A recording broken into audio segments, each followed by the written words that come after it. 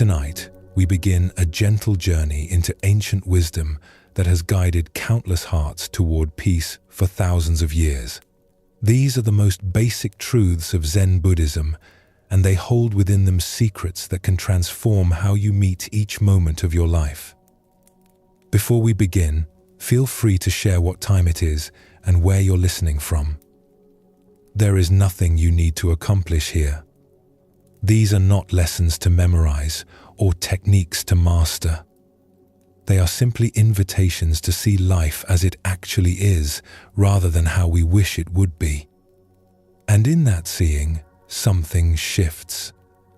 Something softens.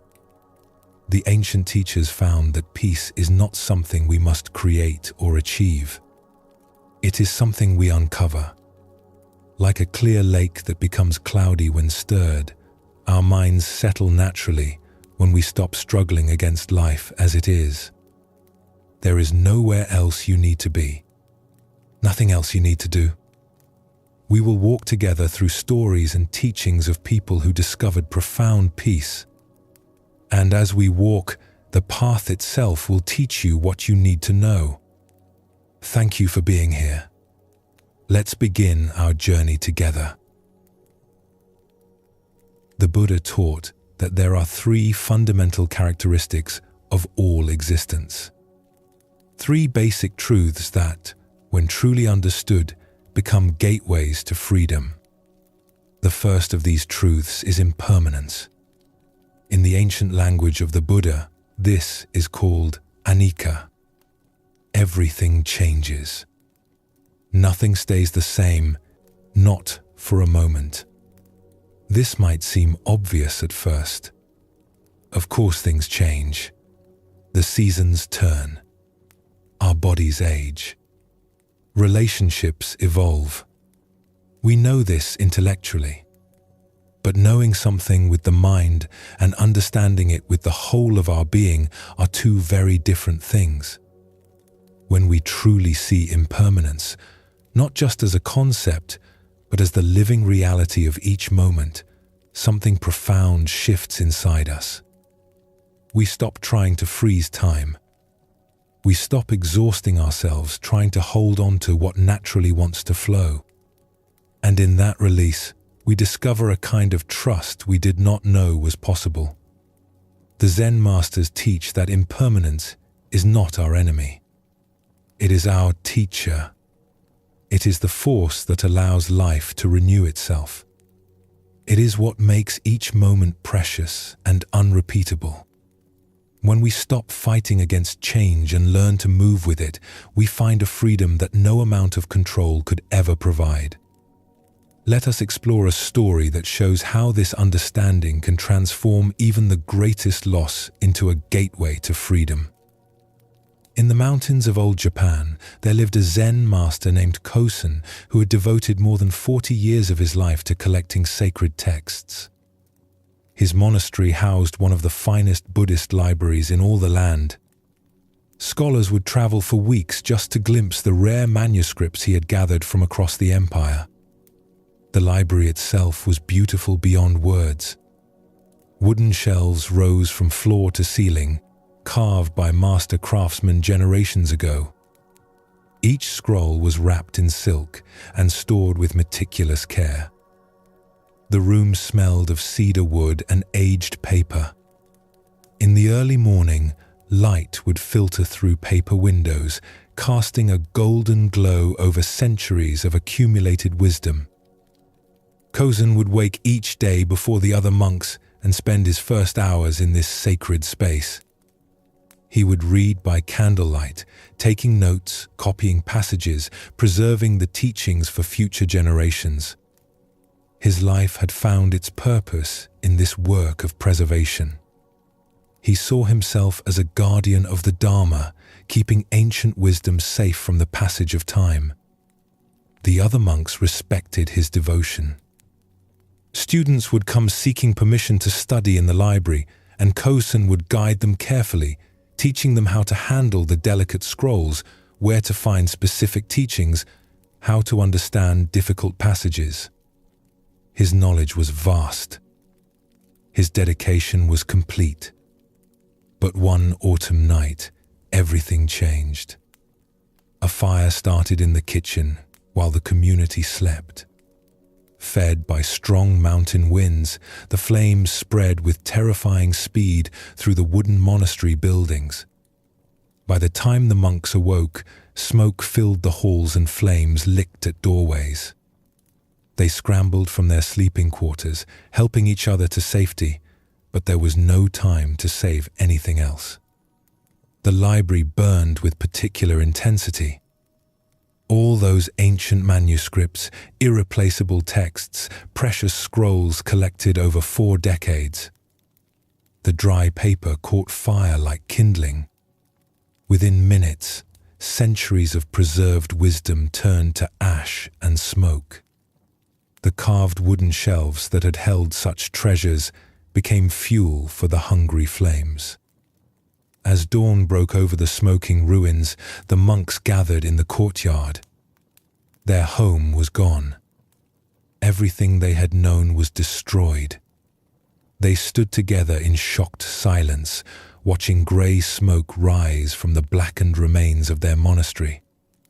The younger monks looked around for their teacher, expecting to find him devastated by this immense loss. Master Kosen had poured his entire adult life into that library. Surely such destruction would break his heart. But when they found him, he was sitting calmly on a large stone near the temple gate. He was watching the smoke rise with eyes that held no trace of anger or despair. His face showed a peace that seemed impossible given what had just happened. One young monk could not contain his confusion. He approached his teacher with tears still wet on his cheeks. "Master," the student said, his voice breaking, "how can you sit so peacefully? Everything is gone. All those precious teachings you spent your life collecting. 40 years of work vanished in a single night. How can this not break your heart?" Kosen looked at his young student with eyes full of gentle understanding. He patted the stone beside him, inviting the monk to sit. "My dear friend," Kosen said softly, "those books contain beautiful words about truth. The finest explanations of the Dharma ever written. But they were not truth itself. They were fingers pointing at the moon. And I had become so focused on protecting those fingers that I sometimes forgot to look at the moon they were pointing toward." The young monk shook his head. "But Master, all that wisdom is lost now. Future students will never be able to read those texts. Centuries of teaching gone forever." Kosen smiled, and in that smile was something the student had never seen before. A lightness, a freedom. "The fire has given us a great teaching," the master said. "It has shown us what can be destroyed and what cannot. Paper burns. Wood burns. Buildings fall. But the truth those texts pointed toward cannot be touched by fire. It lives here." He touched his own chest. "And here." He touched the student's chest. The Dharma was never in the library. It was always in us, waiting to be lived rather than merely preserved. He stood slowly and looked out at what remained of the monastery. The other monks were beginning to gather their few remaining possessions, starting to think about rebuilding. "Yesterday I was a keeper of books," Kosen said. "Today I am simply a teacher. Yesterday I worried about preserving old words. Today I am free to embody their meaning directly. The fire has not taken anything away. It has revealed what was always here." In the days that followed, something remarkable happened.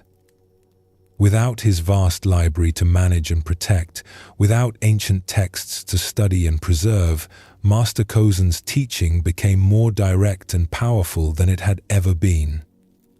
Students who came expecting to study old manuscripts instead met a living embodiment of the wisdom those texts had tried to capture. The master had discovered something profound. His attachment to preserving the Dharma had, in subtle ways, prevented him from fully expressing it. The fire had freed him from being a curator of truth and allowed him to become truth itself. This story shows us something important about the nature of change. Master Kosen's library was precious to him. He had devoted his life to its care. But his attachment to preserving these texts had become a subtle form of bondage. He thought he was protecting the Dharma, but he was actually limiting how he could express it. The fire was not his enemy. It was his teacher. It burned away what he thought he needed and revealed what he actually had. When everything he had carefully preserved turned to ash, he discovered that the wisdom he sought to protect had never been in the scrolls at all. It had been in him the whole time, waiting to be lived rather than merely studied. This is what the Buddha meant when he taught about impermanence. Change is not something that happens to us occasionally. It is the fundamental nature of existence itself.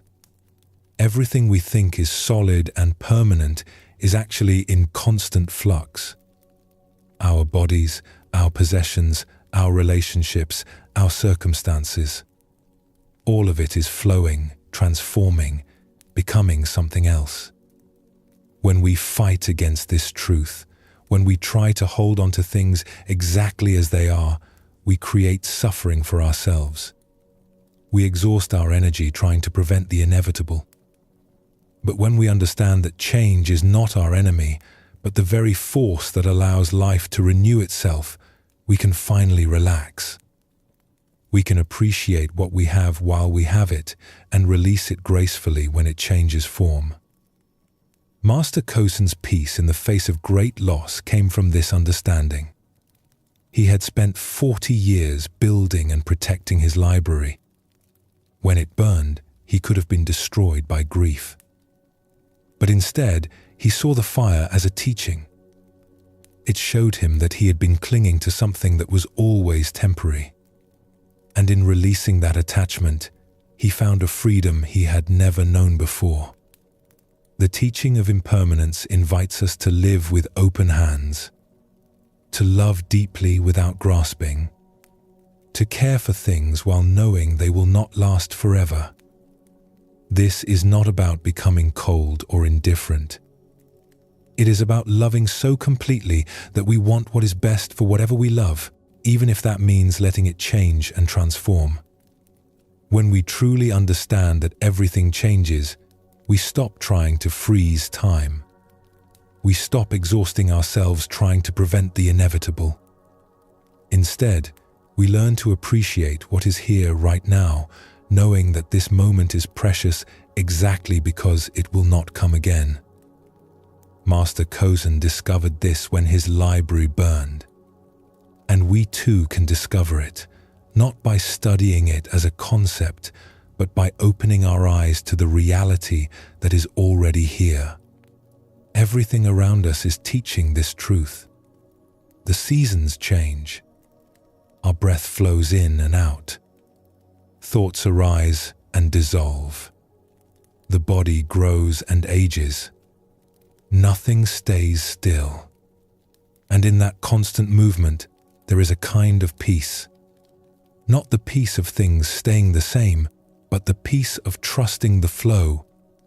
Not the peace of control, but the peace of acceptance. When we stop fighting the river, we can finally learn to swim. When we stop resisting change, we discover that we are strong enough to meet whatever comes. This is the first gateway, the gateway of impermanence. Let yourself rest in this understanding. You do not need to grasp it with your thinking mind. Simply allow it to settle into your being like rain soaking into earth. The truth of change is already working in you, already transforming you, already guiding you toward the freedom that comes from seeing life as it actually is. As we move forward in our journey together, this understanding of impermanence will continue to unfold, revealing deeper layers of wisdom. But for now, simply breathe. Simply be. Let yourself be carried by the flow of this moment, trusting that everything is exactly as it needs to be. The second basic truth that the Buddha taught is perhaps the most misunderstood. In the ancient language, it is called dukkha. This word is often translated as suffering, but it means something broader and more subtle than that. Dukkha points to the way life includes difficulty, disappointment, and pain as part of its natural fabric. It is the truth that things do not always go according to our wishes, that our human hearts are tender and can be hurt. When we first hear this teaching, it can sound pessimistic. Life includes suffering. This seems like dark news. But the Buddha was not teaching pessimism. He was teaching honesty. He was inviting us to stop pretending that life should be free of difficulty and to start meeting it with open eyes and an open heart. And here is the remarkable thing. When we stop running from pain, when we stop pretending it should not be there, something beautiful happens. Our hearts naturally open. The very suffering we tried to avoid becomes the doorway to compassion, to kindness, to a tenderness that embraces all of life, both the joy and the sorrow. The Zen masters teach that our difficulties are not obstacles to awakening. They are the path itself. When we meet our pain with gentle awareness, when we stop judging ourselves for hurting, when we extend understanding to others who are struggling, we discover that the tender heart is also the wise heart. The compassionate heart is also the peaceful heart.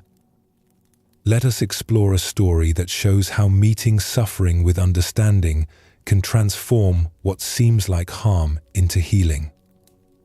In a small village, there lived a baker named Kenji who was known throughout the region for his kind heart and generous spirit.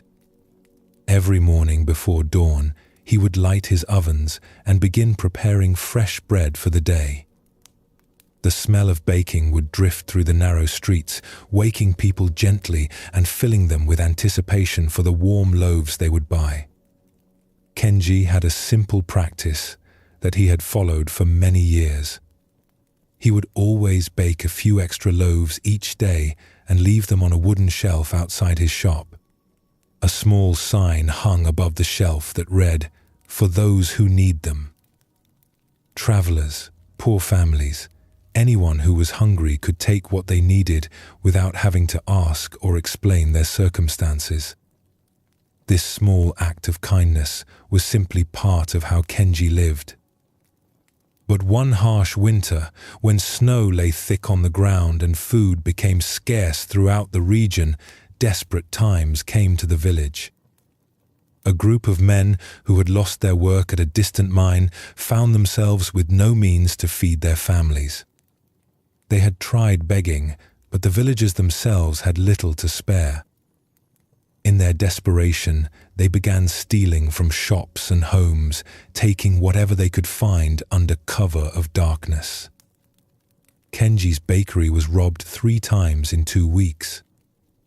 Each time, the thieves took not just the free bread from the shelf outside, but also money from his cash box and flour from his stores. The 3rd time, they also broke several of his baking tools and overturned his carefully organized workspace, perhaps in frustration at finding less money than they had hoped. The other villagers were outraged on Kenji's behalf. They came to his shop with anger in their voices. "You must stop leaving bread outside," they told him. "You are just encouraging them. Put bars on your windows. Get a large dog to guard your shop at night. Show these criminals that you will not be an easy target. But Kenji continued his practice. Each morning he would arrive to find his shop disturbed, sometimes damaged. He would clean up quietly, repair what he could, and bake his bread as usual. And still, he left the extra loaves on the shelf outside, though now they disappeared even more quickly than before. One particularly cold night, when the wind howled through the village streets and frost covered every surface, Kenji was working late. He was preparing dough for the next day's baking, his hands moving through the familiar motions of kneading and shaping. The work brought him peace, even after the difficulties he had faced. He heard a sound at his front door. Footsteps in the snow. Whispered voices. He looked up and saw shadows moving outside his shop window.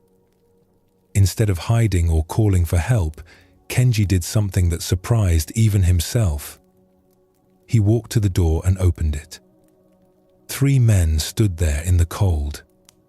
Their faces were thin with hunger, their clothes torn and inadequate for the winter weather. They had clearly come to steal again, but they froze when they saw Kenji looking at them directly. "You must be very cold," Kenji said softly, "to be out on such a bitter night." The men did not know how to respond. They had expected to find the shop empty, to take what they needed and disappear back into the darkness. They had not expected kindness. "I have soup cooking," Kenji continued.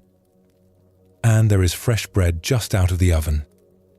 Would you like to come in and eat?" The oldest of the 3 men, who seemed to be their leader, looked suspicious. "Why would you help us? You know who we are. We are the ones who have been taking from you." Kenji nodded calmly. "I know. And I can see that you take only what you need to survive. A man does not steal bread because he is evil. He steals bread because he is hungry." He stepped aside and gestured for them to enter. "The winter is hard for everyone, but it does not have to make us into enemies." Slowly, cautiously, the 3 men entered the warm bakery. The contrast between the bitter cold outside and the warmth of the ovens was so strong that one of them began to weep quietly. Kenji pretended not to notice. He simply served them bowl after bowl of hot soup and all the fresh bread they could eat. As they warmed up and filled their empty stomachs, they began to talk. Their story came out in pieces. They had all worked at the same mine until it closed suddenly. With no work available and their savings gone, they had been forced to live in the forest. They had tried begging, but the village was poor itself this winter. Stealing had seemed like their only option for survival. "We never wanted to hurt anyone," the youngest one said, his eyes filling with tears. "We just did not want our families to starve." Kenji listened to their story with deep attention, asking gentle questions, understanding the desperation that had driven them. When they finished eating, he made an offer that astonished them.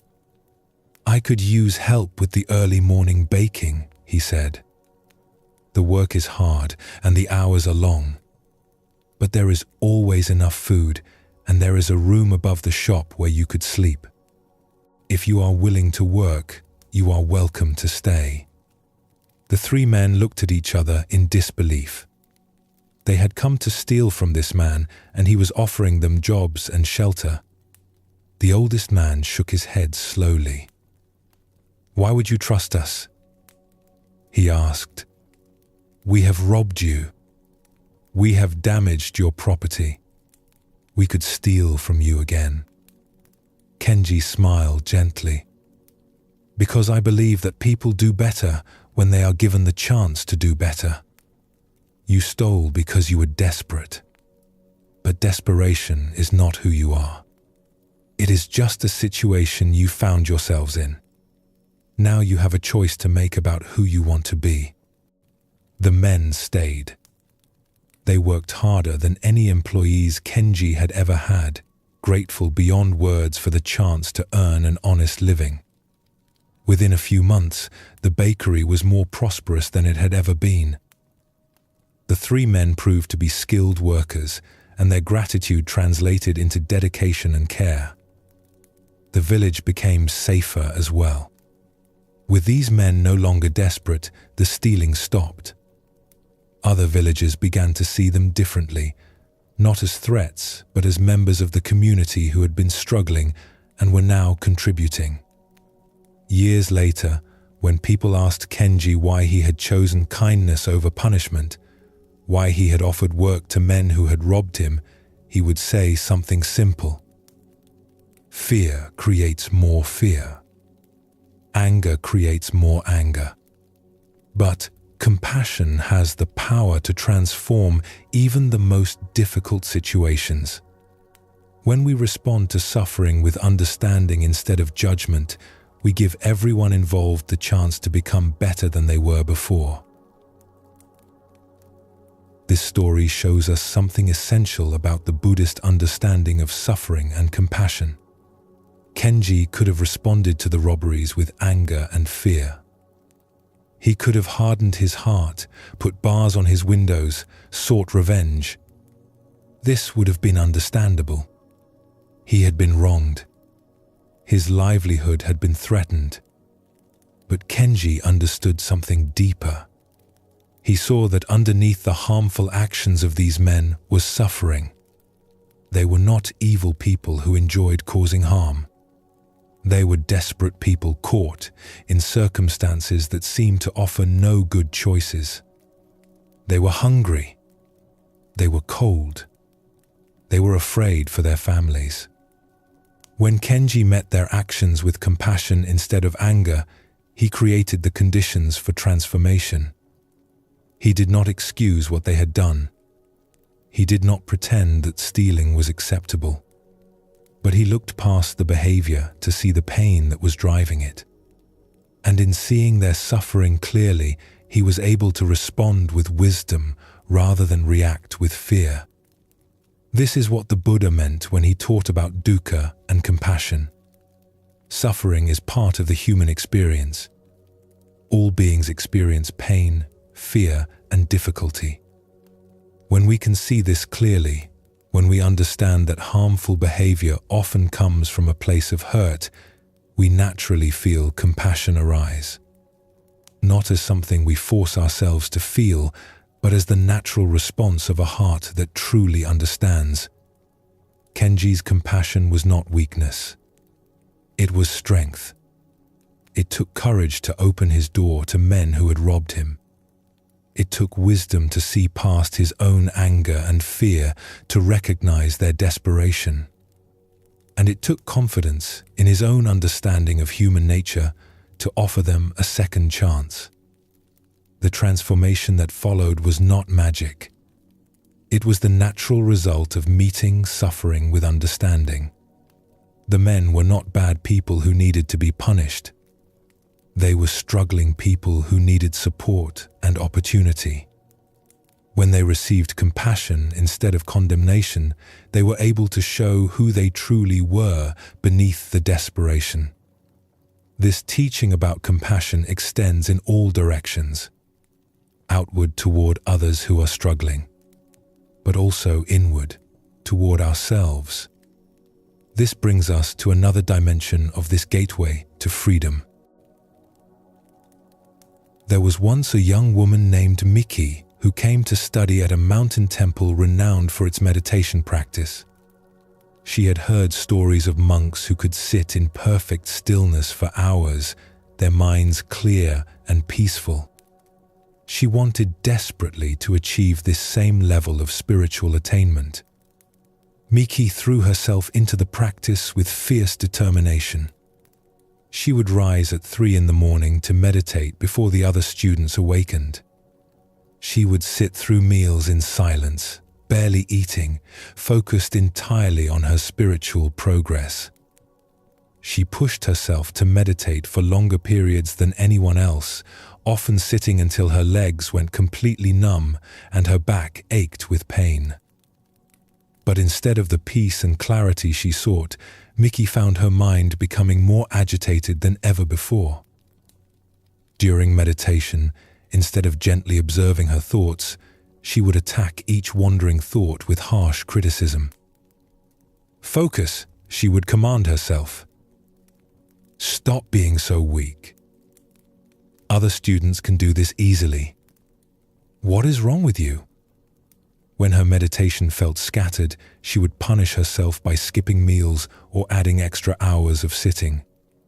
When she felt drowsy during practice, she would scold herself for being lazy. Her inner dialogue became a constant stream of judgment and disappointment. After months of this harsh treatment, Mickey was more miserable than when she had arrived. Her body was thin from skipping meals. Her mind was exhausted from constant self-criticism. Her heart felt heavy with shame about her perceived failures. One morning, after a particularly difficult meditation session where she had berated herself for every wandering thought, Mickey went to the temple's small garden to be alone. She sat beneath a cherry tree, tears streaming down her face, feeling like a complete failure as a spiritual student. Master Yuki, the temple's elderly teacher, happened to be walking through the garden. She saw Mickey's distress and sat down quietly beside her on the stone bench. "Tell me about your practice," Master Yuki said gently. Through her tears, Mickey poured out her frustration. She described her rigorous schedule, her constant self-criticism, and her disappointment at her lack of progress. "I try so hard," she said, her voice breaking. "But I am just not good enough. I will never be able to meditate like the other students. Maybe I should just give up." Master Yuki listened with compassionate silence. When Mickey finished, the teacher pointed to a small bird that had landed near their feet, pecking at the ground in search of seeds. "Watch this little bird," Master Yuki said. "See how naturally it moves. It does not criticize itself for not finding food quickly enough. It does not compare itself to other birds. It simply does what birds do, moment by moment, with complete acceptance of its own nature." Mickey watched the bird for several minutes. There was something peaceful about its simple presence, its lack of self-consciousness. "Now," Master Yuki continued, "imagine if this bird spent its time telling itself it was a terrible bird, that it should fly better or sing more beautifully. What would happen to its natural ability to find food and shelter? What would happen to its joy in simply being a bird?" Mickey understood immediately. It would be too busy criticizing itself to do what it naturally knows how to do. Master Yuki nodded. "You came here to learn peace and compassion. But the first place to practice these qualities is with yourself. How can you offer kindness to others if you show nothing but harshness to your own heart? How can you find peace in meditation if you are at war with your own mind?" The teacher's voice was filled with gentle warmth. "The path is not about becoming perfect. It is about becoming kind. First to yourself, then to all beings. Your mind will wander during meditation. That is what minds do. The practice is not to stop this wandering, but to notice it with the same gentle affection you would show a beloved child who gets distracted while learning something new." From that day forward, Mickey changed her entire approach to practice. Instead of commanding her mind to focus, she would gently invite it back to the breath. Instead of criticizing wandering thoughts, she would acknowledge them softly and return to her meditation with kindness. When her body felt tired, instead of pushing through with harsh determination, she would adjust her posture or take a brief rest, treating her physical needs with respect. When difficult emotions arose during sitting, instead of judging them as obstacles, she would breathe with them gently, as she might comfort a dear friend in distress. The transformation was remarkable. Within weeks, Miki's meditation became naturally deeper and more peaceful. Her mind, no longer under constant attack, began to settle into the stillness she had been seeking.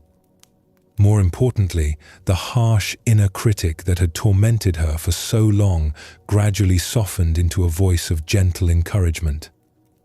Years later, Miki became known for her compassionate teaching style and her ability to help struggling students find their way to genuine peace. When asked about her approach, she would say, "I learned that the kindness we show ourselves becomes the foundation for all the kindness we offer the world. We cannot give what we do not have, and we cannot find peace through fighting ourselves." Breathe gently now. Feel how your body naturally supports you without any effort on your part. The story of Miki shows us another essential aspect of this gateway of the tender heart. Compassion must include ourselves. In fact, it must begin with ourselves. If we treat our own struggles with harshness and judgment, we will never find the peace we seek. Miki believed that spiritual progress required harsh discipline and constant self-criticism. She thought that if she could just push herself hard enough, punish herself for every failure, and maintain perfect control over her wandering mind, she would eventually achieve peace. But this approach only created more suffering. Master Yuki helped her see that this harsh treatment was itself a form of violence. The inner critic that constantly judged and condemned her was preventing her from accessing the natural peace that was already present beneath the struggle. Her mind could not settle because it was constantly under attack. When Miki learned to treat herself with the same gentleness she would offer to a struggling child or a dear friend, everything changed. Her meditation deepened not because she forced it to, but because she stopped fighting against herself. Her mind settled not because she commanded it to, but because she created the conditions of kindness and acceptance in which settling could happen naturally. This teaching is especially important in our approach to spiritual practice and to life itself. Many of us carry an inner voice that is far harsher than we would ever be to another person. We criticize ourselves for being imperfect, for struggling, for having human limitations. We think this harsh treatment will motivate us to improve. But it does the opposite. It exhausts us and prevents us from accessing our natural wisdom and capacity for peace. The Buddha taught that all beings deserve compassion, and this includes ourselves. Our struggles are not evidence of failure. They are evidence of being human. Our imperfections are not obstacles to awakening. They are the very ground in which awakening grows. When we can meet our own difficulties with the same understanding and kindness that we hope to extend to others, we discover that peace was never something we needed to achieve through force. It was always available, waiting for us to stop fighting and simply allow it to be here. Let your breath flow naturally without trying to control it. Notice how it knows what to do without any instruction from you. This gateway of the tender heart, this understanding of dukkha and compassion transforms everything about how we meet life's difficulties. We stop seeing our struggles as evidence that something is wrong with us. We stop treating pain as an enemy to be defeated. Instead, we begin to understand that our capacity to suffer is also our capacity to love. That our tender hearts, which can be hurt, are also the hearts that can open to all beings with understanding and care. When Kenji looked at the men who had robbed him, He saw their suffering clearly. This seeing naturally gave birth to compassion. When Miki learned to look at her own struggles with gentleness rather than judgment, she found the peace she had been seeking through harsh discipline. Both of them discovered that the tender heart is not weak. It is profoundly strong because it is willing to feel, to understand, to remain open even in the face of difficulty. This is the second gateway, the gateway of the tender heart. It invites us to stop running from suffering and to start meeting it with wise compassion. Not because we want to suffer, but because we understand that pain is part of life and that our response to pain determines whether it becomes a doorway to freedom or a prison of isolation. As you rest here, notice if there is any place where you have been harsh with yourself, any way you have been treating your own struggles with judgment or criticism. Can you soften there? Can you offer yourself the same understanding you would offer to someone you love who was struggling? This compassion, this tenderness toward ourselves and all beings naturally leads to peace. Not because it eliminates difficulty, but because it changes our relationship to difficulty. When we stop fighting our own hearts, when we stop demanding that life be free of pain, we discover a spaciousness that can hold everything: joy and sorrow, success and failure, strength and vulnerability. All of it held in the compassionate awareness that says, yes, this too. This is also part of being alive. Let yourself rest in this understanding. The tender heart is the wise heart. The compassionate heart is the peaceful heart. And this peace is not something far away or difficult to achieve. It is here, in this moment, in the gentleness with which you can meet whatever arises, in the understanding that all beings struggle and that this shared vulnerability is what connects us to one another in the deepest way. Breathe. Rest. Allow the teaching to settle into you like rain soaking into thirsty earth. The gateway of the tender heart is open. All that is required is the willingness to walk through it with kindness. The third basic truth that the Buddha taught is perhaps the most subtle and the most freeing. In the ancient language, it is called anatta. This word is often translated as no self or emptiness, but these translations can sound confusing or even frightening. What does it mean to have no self? Are we being asked to disappear? But anatta points to something gentler and more liberating than these words suggest. It means that we are not as separate as we think we are, that the boundaries we draw between ourselves and the world are not as solid as they appear, that the fixed identity we cling to, the story we tell about who we are, is not the deepest truth of our being. When we truly see this, when we recognize that we are not isolated islands but part of the vast flowing river of life, something relaxes inside us. The burden of having to be somebody, of having to maintain a particular identity, begins to lift. We discover a spaciousness, a freedom that comes from no longer being trapped in narrow definitions of who we think we must be. The Zen masters teach that much of our suffering comes from defending and maintaining a sense of separate self. We spend enormous energy trying to be somebody special, trying to prove our worth, trying to live up to the stories we believe about ourselves.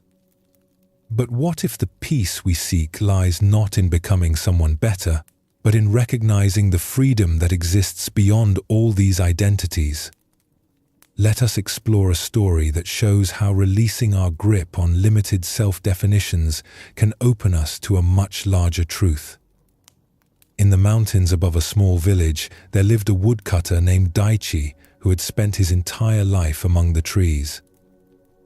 Every morning for 40 years, he would climb the steep forest paths with his axe, select the right trees for cutting, and spend the day splitting wood.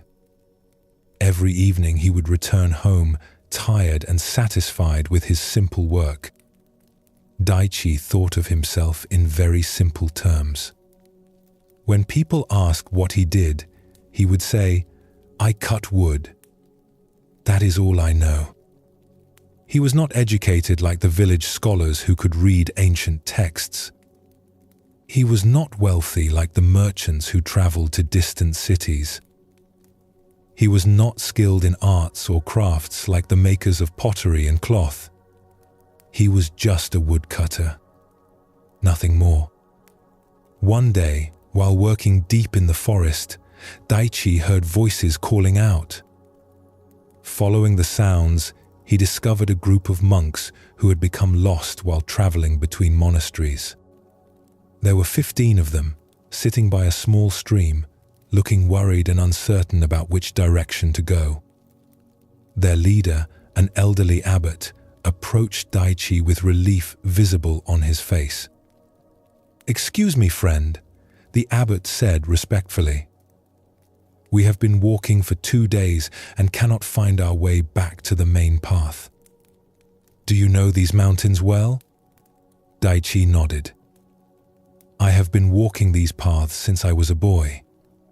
I know every tree and stream." The abbot's face brightened. "Could you possibly guide us back to the road that leads to Zenzen Temple? We would be deeply grateful for your help." Daichi agreed immediately, though it meant leaving his work for the day. He led the group through what seemed to them like unmarked wilderness, but to him were familiar paths as clear as the roads through the village. As they walked, the monks marveled at his knowledge. "How do you know this path leads to the main road?" One monk asked as Daichi guided them through dense forest where no trail was visible. "I can tell by the way the moss grows on the trees," Daichi explained. "The moss is thicker on the north side. I know the road runs east to west through this valley. Also, if you listen carefully, you can hear the river that runs beside the road." The monks listened, but could hear only forest sounds. Yet, as they continued following Daichi, they soon came to the river and shortly after, to the road. As they walked, Daichi continued to share what he knew. He pointed out which plants could be eaten safely, which ones could be used to treat small injuries, where the best water could be found, how to read the weather in the clouds and wind. All of this he knew simply from paying attention during his years in the forest. "You have such deep knowledge of living in harmony with nature," a young monk said with admiration. "Have you studied these things in books?" Daichi laughed. "I cannot read books. I just pay attention to what the forest teaches me every day. When you spend enough time with the trees and streams, they show you what you need to know." When they reached the road that would lead them safely to their destination, the abbot took Daichi's weathered hands in his own. "My friend, you have saved us from a very difficult situation. How can we repay your kindness?" "No payment is needed," Daichi said simply. "I was glad to help." But the abbot was not finished. He looked at Daichi with eyes that seemed to see something the woodcutter himself had never noticed. "You say you are just a woodcutter," the abbot said gently. "But today you have been our teacher. You showed us wisdom about the natural world that none of our books contain. You demonstrated compassion by helping strangers without expecting anything in return. You shared your knowledge freely and guided us with great patience." The old monk paused, still holding Daichi's hands. "Tell me, what makes someone a teacher? Is it having read many books, or is it having learned from life and sharing that learning with others who need it?" Daichi was quiet for a long moment. I suppose it is about sharing what you know to help others. And what makes someone wise? The abbot continued. Is it knowing complicated theories, or is it understanding how to live well and peacefully with the world? Again, Daichi thought carefully. Perhaps wisdom is knowing how to work with life instead of fighting against it. The abbot smiled warmly. Then you are both a teacher and a wise man, whether you call yourself these things or not. You have taught us more in one afternoon than we learned in many days of formal study. Thank you for showing us that wisdom lives not just in monasteries and books, but in the hearts of those who pay attention to life. As the monks continued on their journey, Daichi walked slowly back into the forest. He felt something shifting inside him. For 40 years, he had seen himself as just a woodcutter, as if this was something small or unimportant. But the monks had seen him differently. They had recognized him as a teacher, a guide, a wise man. Which view was correct? The question turned over in his mind as he returned to his work. That night, sitting by his fire after his simple dinner, Daichi reflected on what the abbot had said. He realized that he had been limiting himself with his own narrow idea of who he was. He had thought that being a woodcutter was somehow less valuable than being a scholar or a monk. But the abbot had helped him see that his knowledge and his natural kindness were also forms of wisdom. Over the following weeks, Daichi began to notice things about himself he had never recognized before. When neighbors came to him for advice about practical problems, he realized he was teaching. When he helped lost travelers find their way, he was demonstrating the compassion the abbot had spoken of. When he worked in rhythm with the seasons and weather, reading the signs in nature, he was living a kind of meditation. Nothing about his daily activities had changed. He still cut wood. He still walked the mountain paths. But his understanding of who he was had expanded completely. He was still a woodcutter, but he was also much more than that. He was a teacher, a guide, a keeper of forest wisdom, a helper to those in need. Years later, when people would ask Daichi about who he was, he would smile and say something surprising. I used to think I was just a woodcutter. Then I learned I was also a teacher and a wise man. But eventually I understood that all these labels are like clothes I wear. Underneath them, I am simply someone who pays attention to life and tries to be helpful. That seems to be enough. This story shows us something beautiful about the teaching of anatta. Daichi had trapped himself in a very small idea of who he was. Just a woodcutter. He had created a boundary around his identity that made him feel limited and unimportant. But this boundary was not real. It was just a story he had been telling himself. When the abbot helped him see beyond this narrow definition, Daichi discovered that he was much more than the label he had accepted. His kindness, his wisdom, his knowledge, his willingness to help, all of these qualities had been there all along. They were just hidden behind the story. I am just a woodcutter, nothing more. This is what the Buddha meant when he taught about no self. We are not the narrow stories we tell about ourselves. We are not limited by the identities we cling to. The boundaries we draw, saying, this is who I am and this is who I am not, these boundaries are not solid truths. They are fluid, changeable, much more open than we realize. Daichi's transformation did not require him to change his work or learn new skills. It required him to see beyond the limiting label he had placed on himself. When he stopped defining himself as just anything, he could recognize the fuller truth of his being. This teaching is important because many of us suffer from narrow ideas about who we are. We think we are just a parent, just a worker, just someone ordinary. We compare ourselves to others and find ourselves lacking. We believe we need to become someone different, someone better, before we can be worthy of respect or peace. But the Zen teaching of Anatta tells us something different.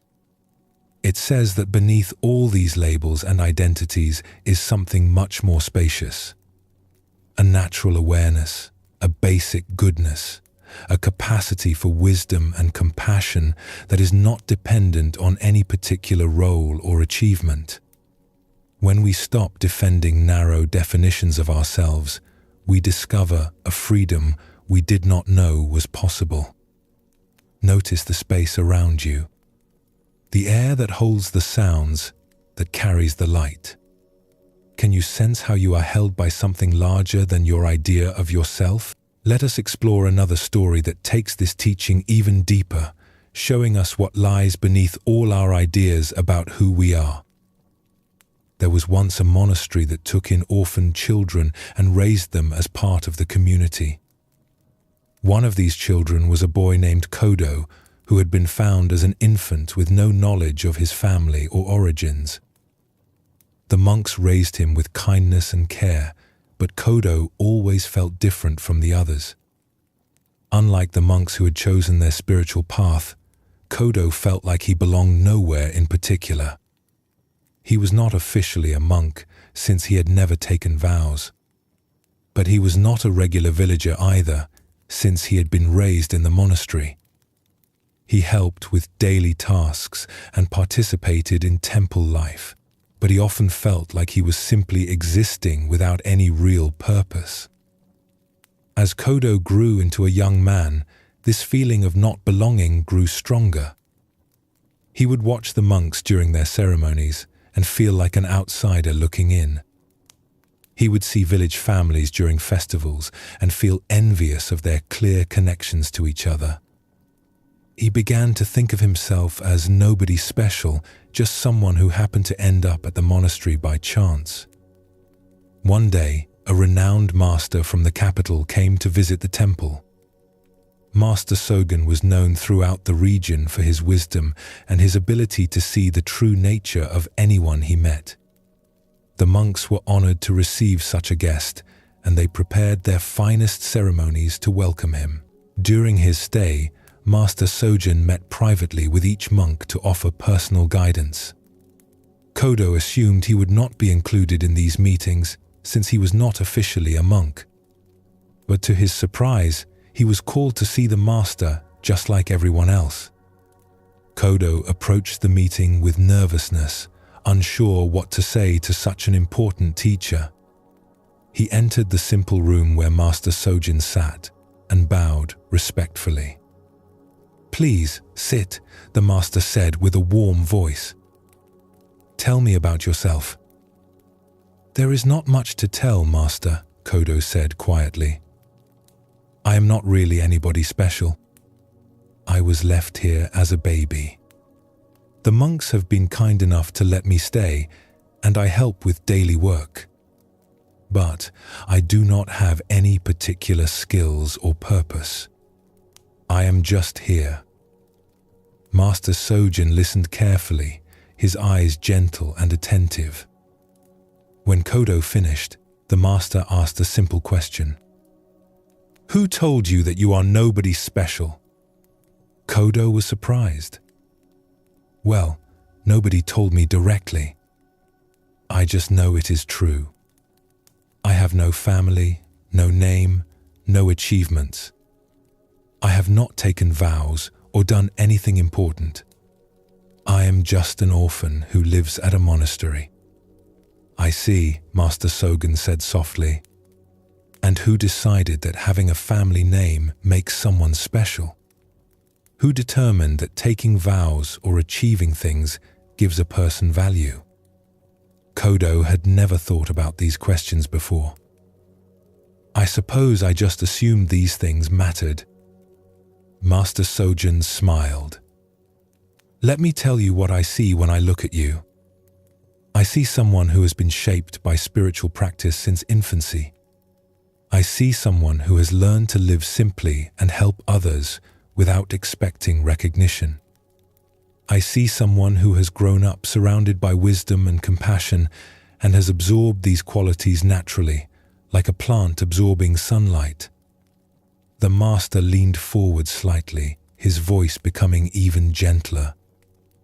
Most people come to spiritual practice later in life, after their minds have been filled with worldly concerns and confused ideas.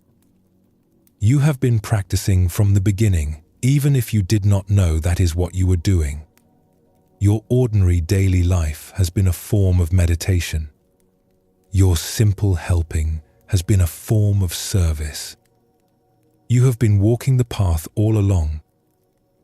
Kodo felt confused. But I have never achieved enlightenment or had profound realizations like the stories about great masters. I have never felt special or different. And how do you know what enlightenment looks like? Master Sojin asked gently. What do you think it should feel like? Do you imagine it comes with lightning and visions and a sense of being extraordinary?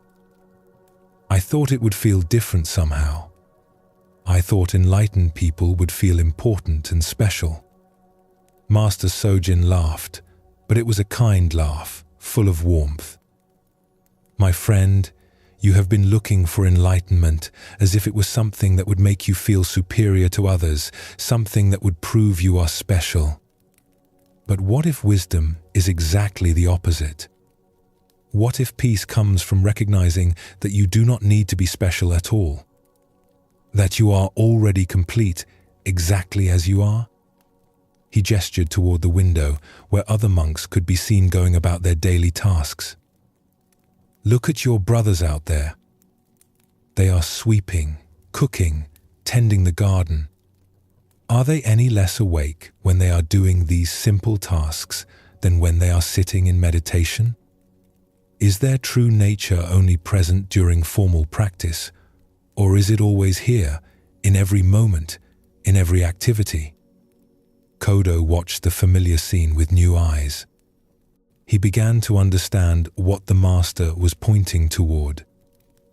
The Buddha nature you have been seeking, Master Sojin continued, is not hidden inside you waiting to be discovered through special achievements. It is what has been looking through your eyes your entire life. It is what has been present during every moment of simple kindness, every act of helping, every instant of attention to your daily work. Master Sojin stood and placed a gentle hand on Kodo's shoulder. You came here telling me you are nobody special. And in one way you are absolutely right. You are not special in the way the small self wants to be special. You are not important in the way the mind wants to be important. But this ordinariness that you are disappointed by is actually your greatest gift. You have lived your whole life without the burden of trying to become someone impressive. And because of that, you have remained naturally yourself. That evening, as Kodo went about his usual tasks of helping with dinner and cleaning up, everything felt both exactly the same and completely different. He was still doing the same simple work, still living the same quiet life.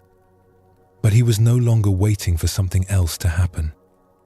He was no longer looking for a different identity or a special achievement to make him feel valuable.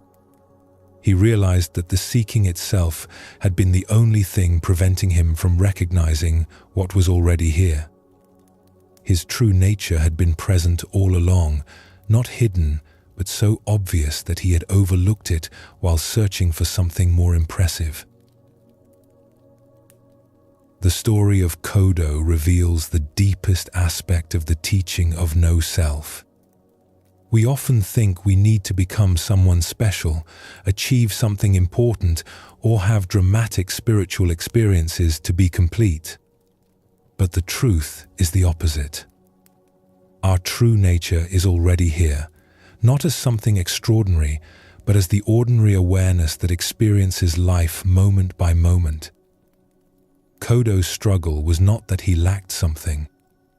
It was that he had convinced himself he was lacking. He had created an identity based on not having a family name, not having taken vows, not having achieved anything notable. This negative identity was as much a prison as a positive one would have been. Either way, he was trapped in stories about who he was or was not. Master Sojin helped him see that all these stories, positive or negative, are just stories. They are not the truth of what we are. Beneath the orphan, beneath the helper, beneath all the labels and roles, there is simply awareness itself, simply being. And this being is already complete, already whole, already at peace. This is perhaps the most liberating teaching in all of Buddhism. We do not need to earn our worth through accomplishments. We do not need to prove we are special through achievements. We do not need to become someone different before we can rest in peace.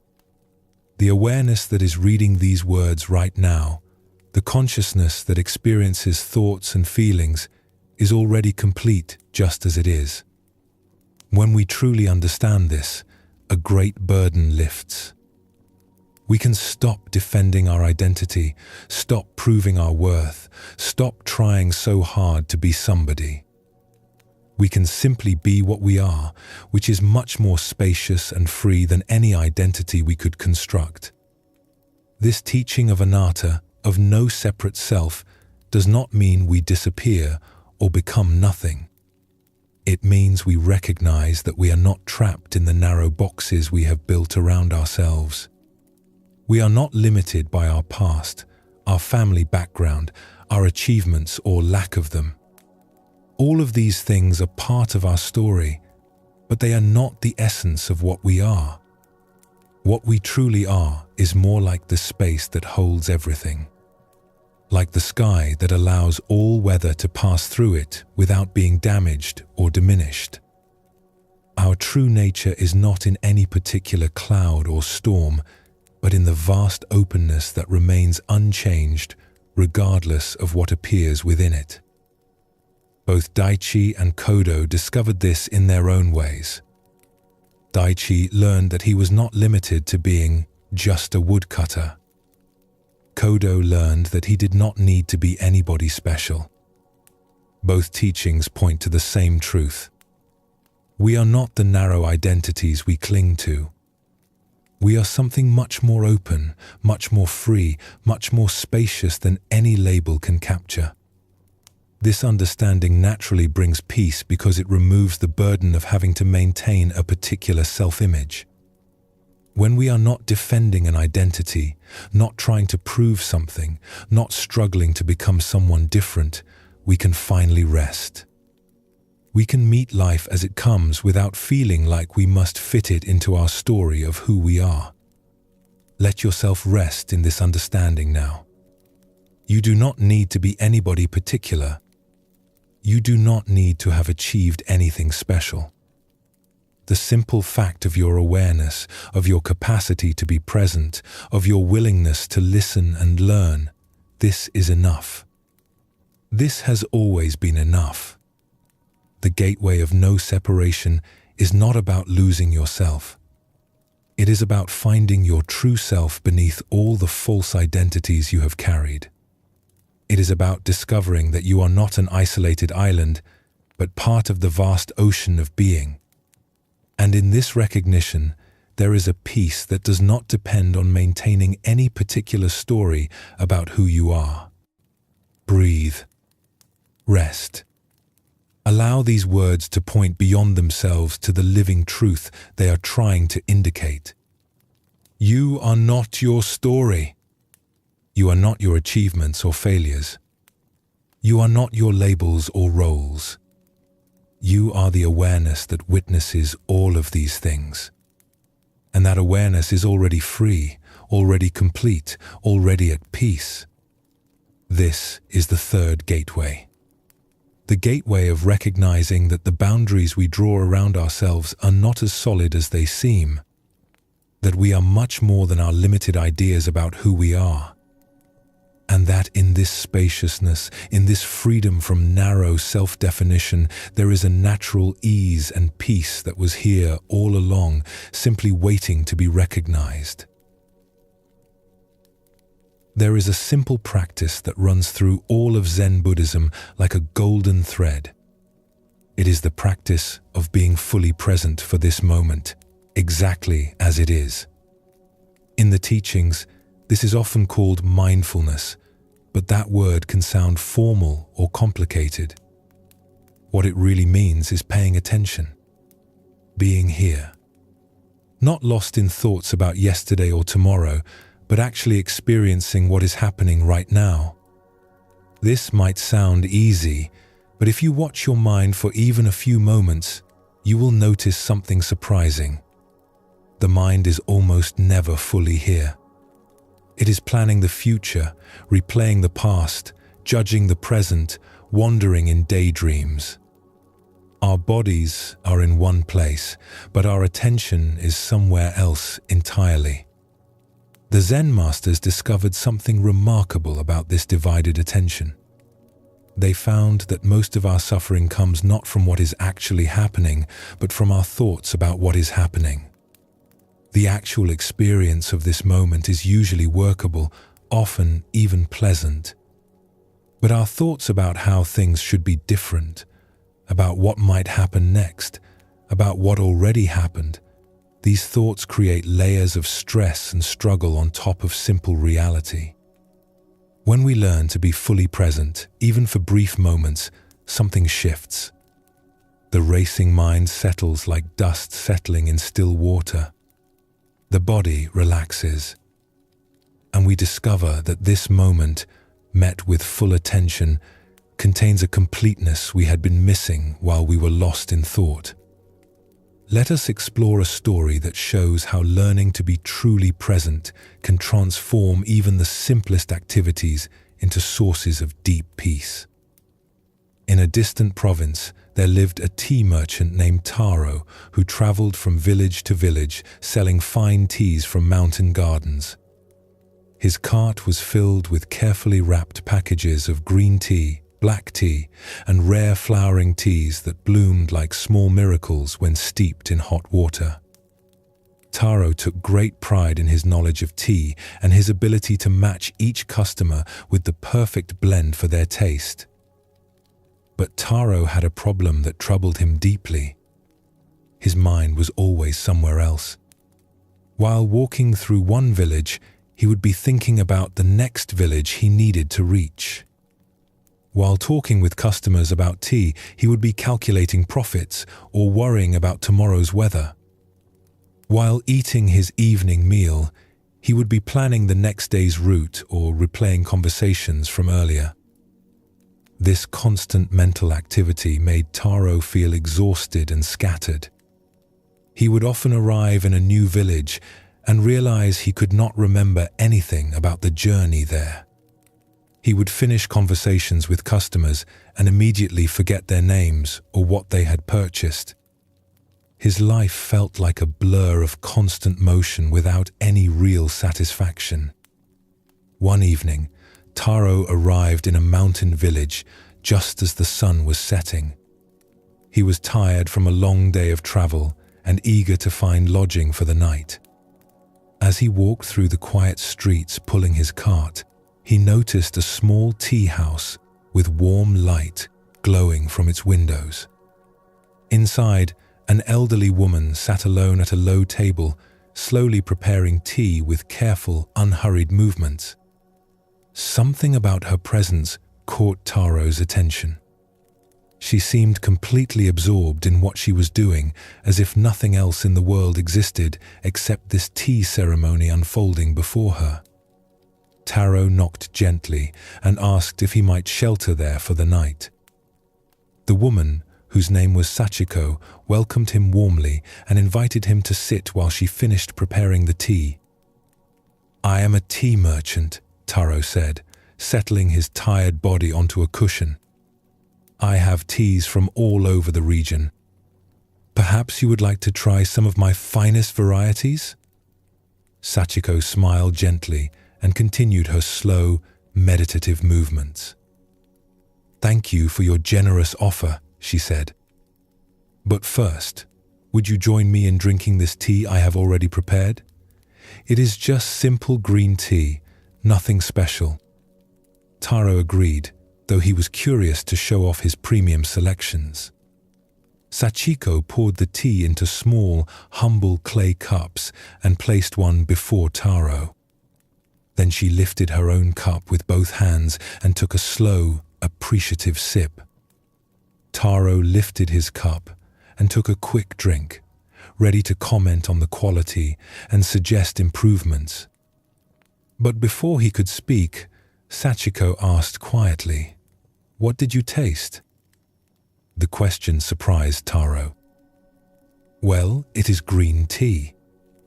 Decent quality, though I have much better varieties in my cart. The leaves could be picked earlier in the season for a more delicate flavor, and the water temperature might have been." "No," Sachiko interrupted gently. "I did not ask you to analyze or compare. I asked what you tasted. Right now, in your mouth, what do you actually taste?" Taro paused, confused. He lifted the cup again and took another sip, this time trying to focus on the actual sensations.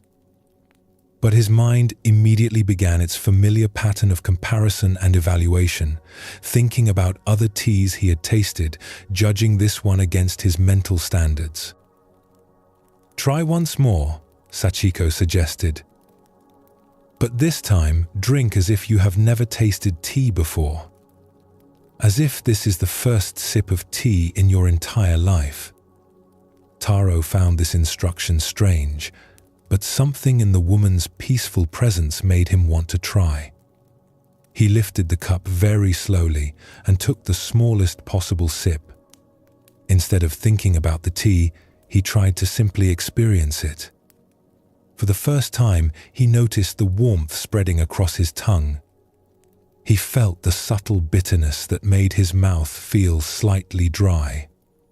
He detected a hint of sweetness that appeared after the initial taste faded.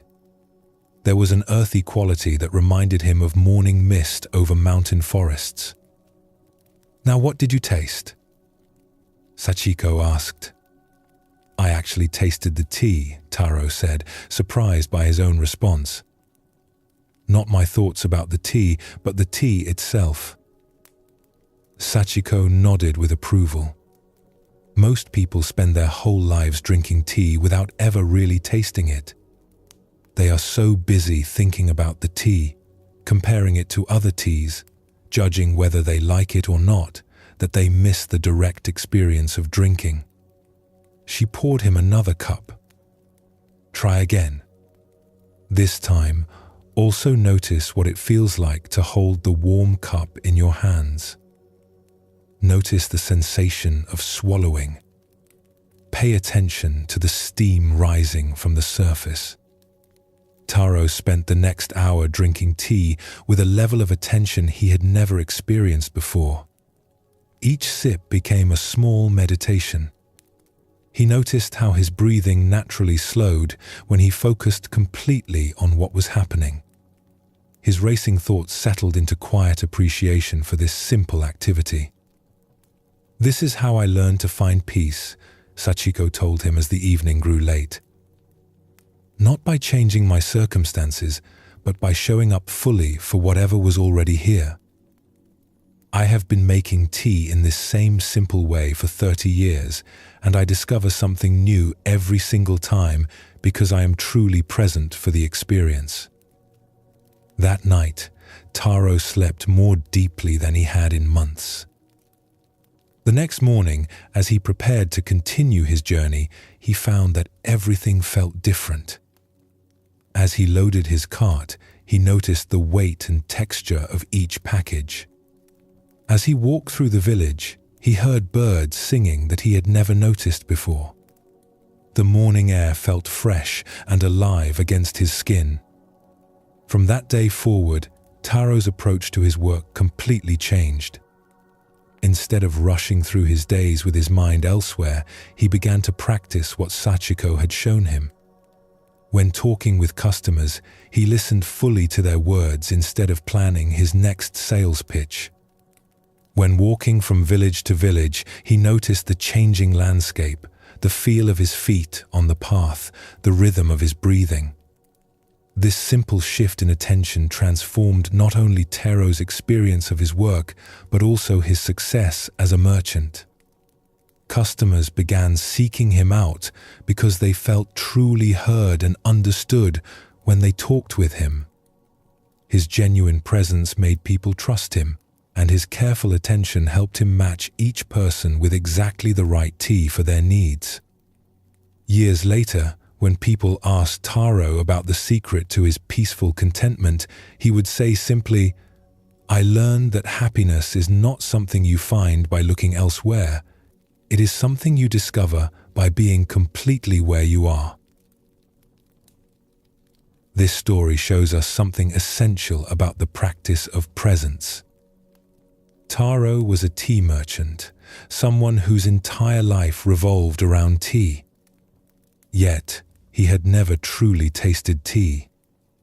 He had spent years thinking about tea, analyzing it, comparing different varieties, but he had never been fully present for the simple experience of drinking it. This is how most of us live. We are so busy thinking about our experiences that we miss the experiences themselves. We eat without tasting, walk without seeing, listen without hearing.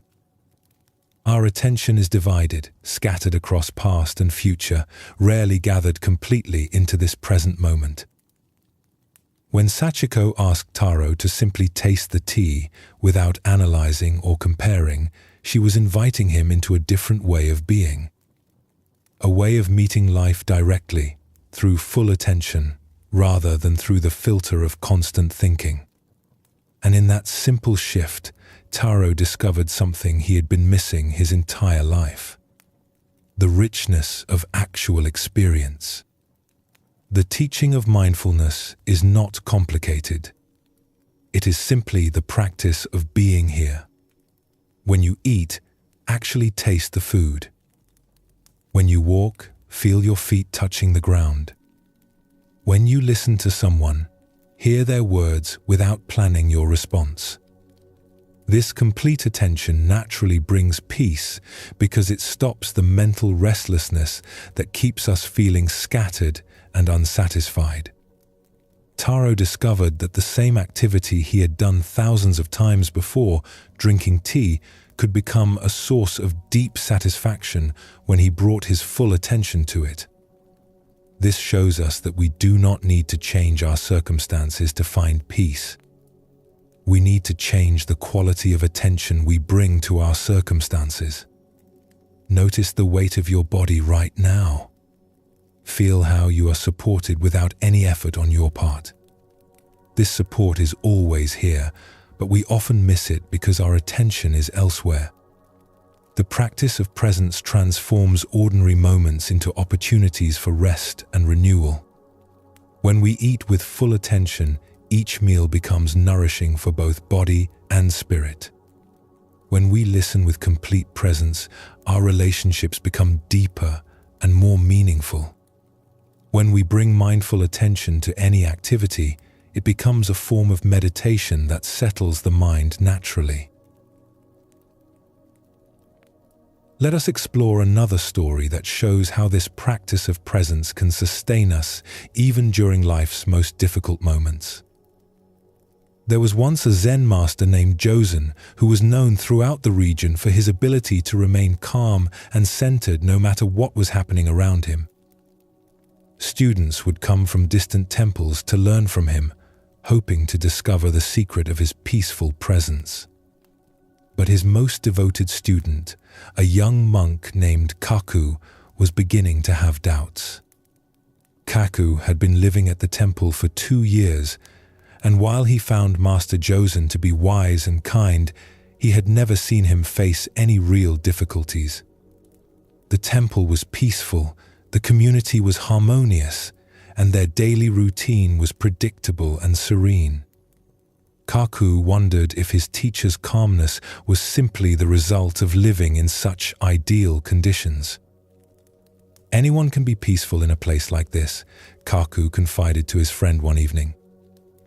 But what would happen if Master Josen faced real problems? Would he still be so calm if his world was turned upside down? One autumn morning, Kaku's question was answered in a way he had not expected. A messenger arrived at the temple with sorrowful news. Bandits had attacked Master Josen's home village during the night. His elderly mother and younger brother, who still lived there, had died in the violence. The family home where Josen had grown up had been burned. Kaku watched his teacher's face carefully as he received this news. For a moment, Josen's eyes filled with tears and his body seemed to sag with the weight of grief. But then something remarkable happened. Instead of collapsing or raging against the tragedy, Josen simply sat down on a nearby stone and began to breathe slowly and deeply. "Master," the messenger said urgently, "should you not leave immediately? There may be arrangements to make, ceremonies to plan." Josen nodded gently. "Yes, I will go. But first I need a few moments to be present with this news and what it means." Kaku was amazed. His teacher was facing terrible loss, and yet he was not running around frantically or drowning in despair. Instead, he was sitting quietly, apparently paying careful attention to his own grief and shock. After several minutes of silent breathing, Josen stood up calmly. "Kaku," he said, "please come with me. We will travel to my village together."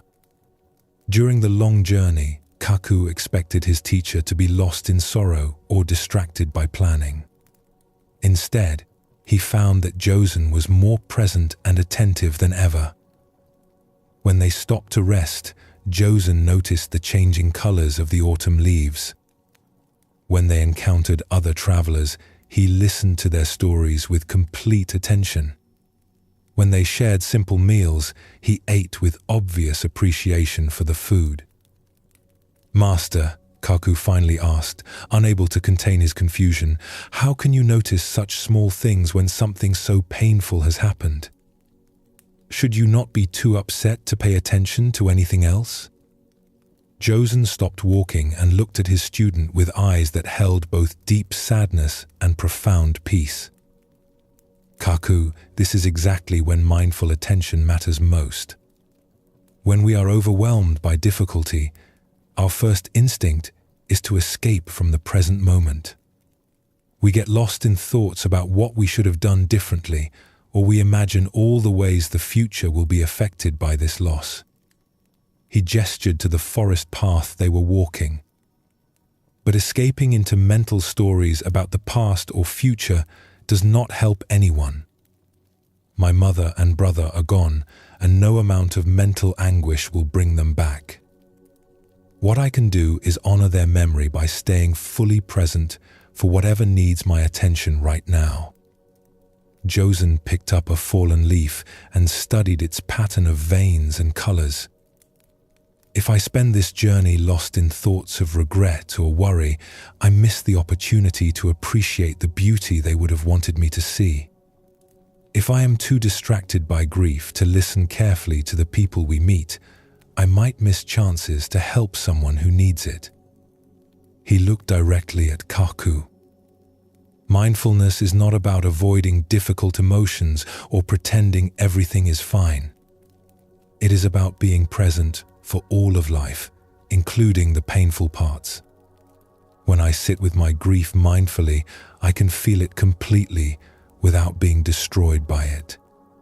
When I stay present even in sorrow, I remain available to respond wisely to whatever needs my care. When they reached the village, Kaku saw his teacher's wisdom in action.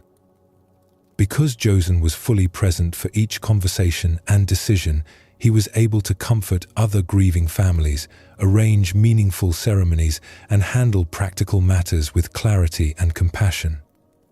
His mindful attention allowed him to be genuinely helpful during a time when many people would have been too overwhelmed to think clearly. That evening, as they sat by the graves of his mother and brother, Josen wept quietly. But even his tears seemed different from ordinary crying. They flowed naturally, without desperate grasping or bitter resentment. He was present for his sorrow without being consumed by it. "Now I understand," Kaku said softly. "You are not peaceful because you do not have problems. You are peaceful because you know how to be present with whatever problems arise." Josen nodded. Mindfulness does not make difficulties disappear, but it prevents us from making our difficulties worse by fighting against them or running away from them. When we can stay present even with pain, we discover that we are much stronger and more resilient than we realized. The story of Master Josen shows us that mindfulness is not a practice only for peaceful times.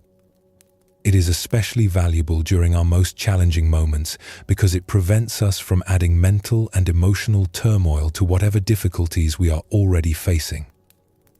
Josen's response to tragedy demonstrates that being present does not mean being emotionless or detached. He felt his grief fully, but did not get lost in it.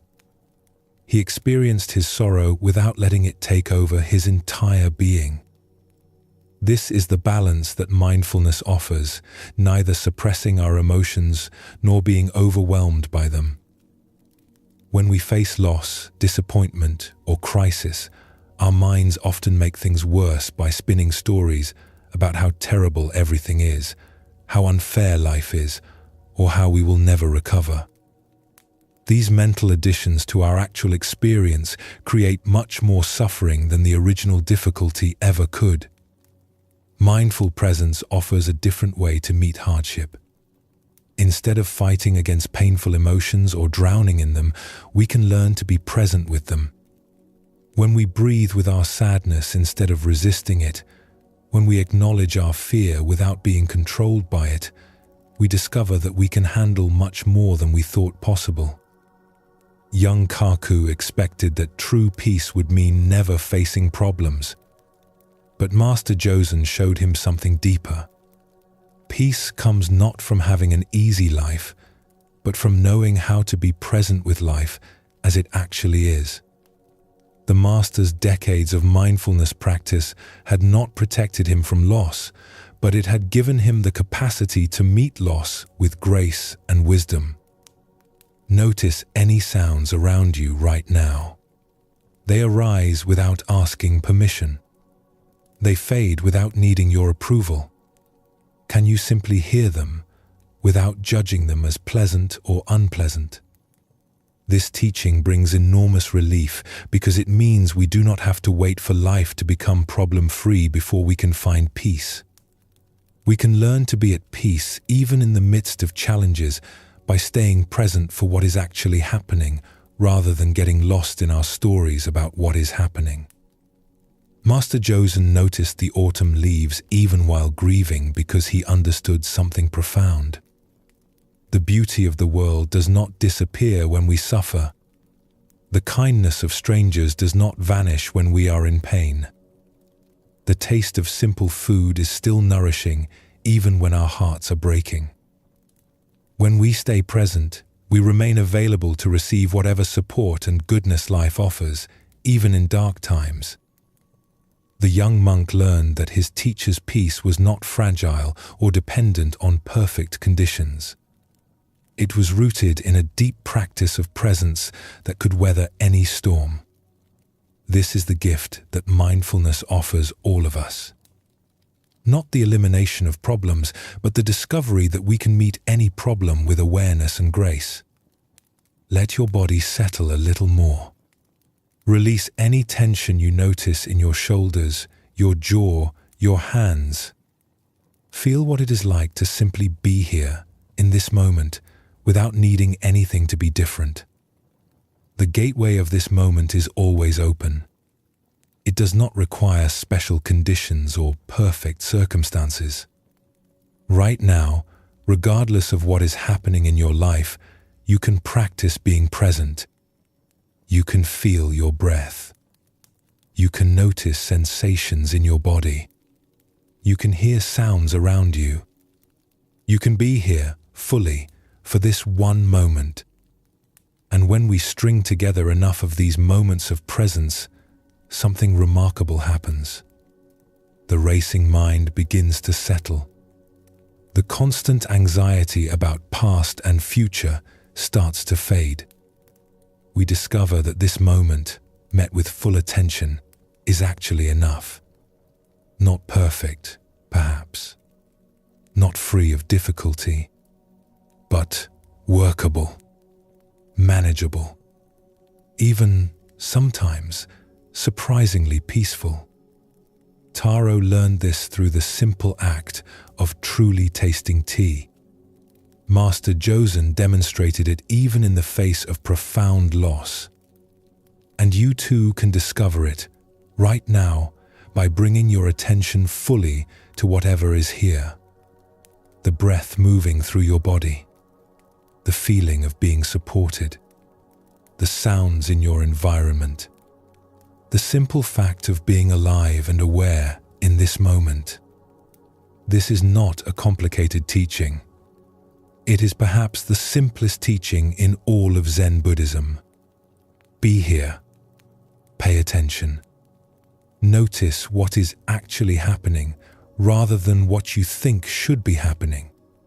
And in that simple act of presence, discover the peace that has been available all along, hidden beneath the constant thinking mind.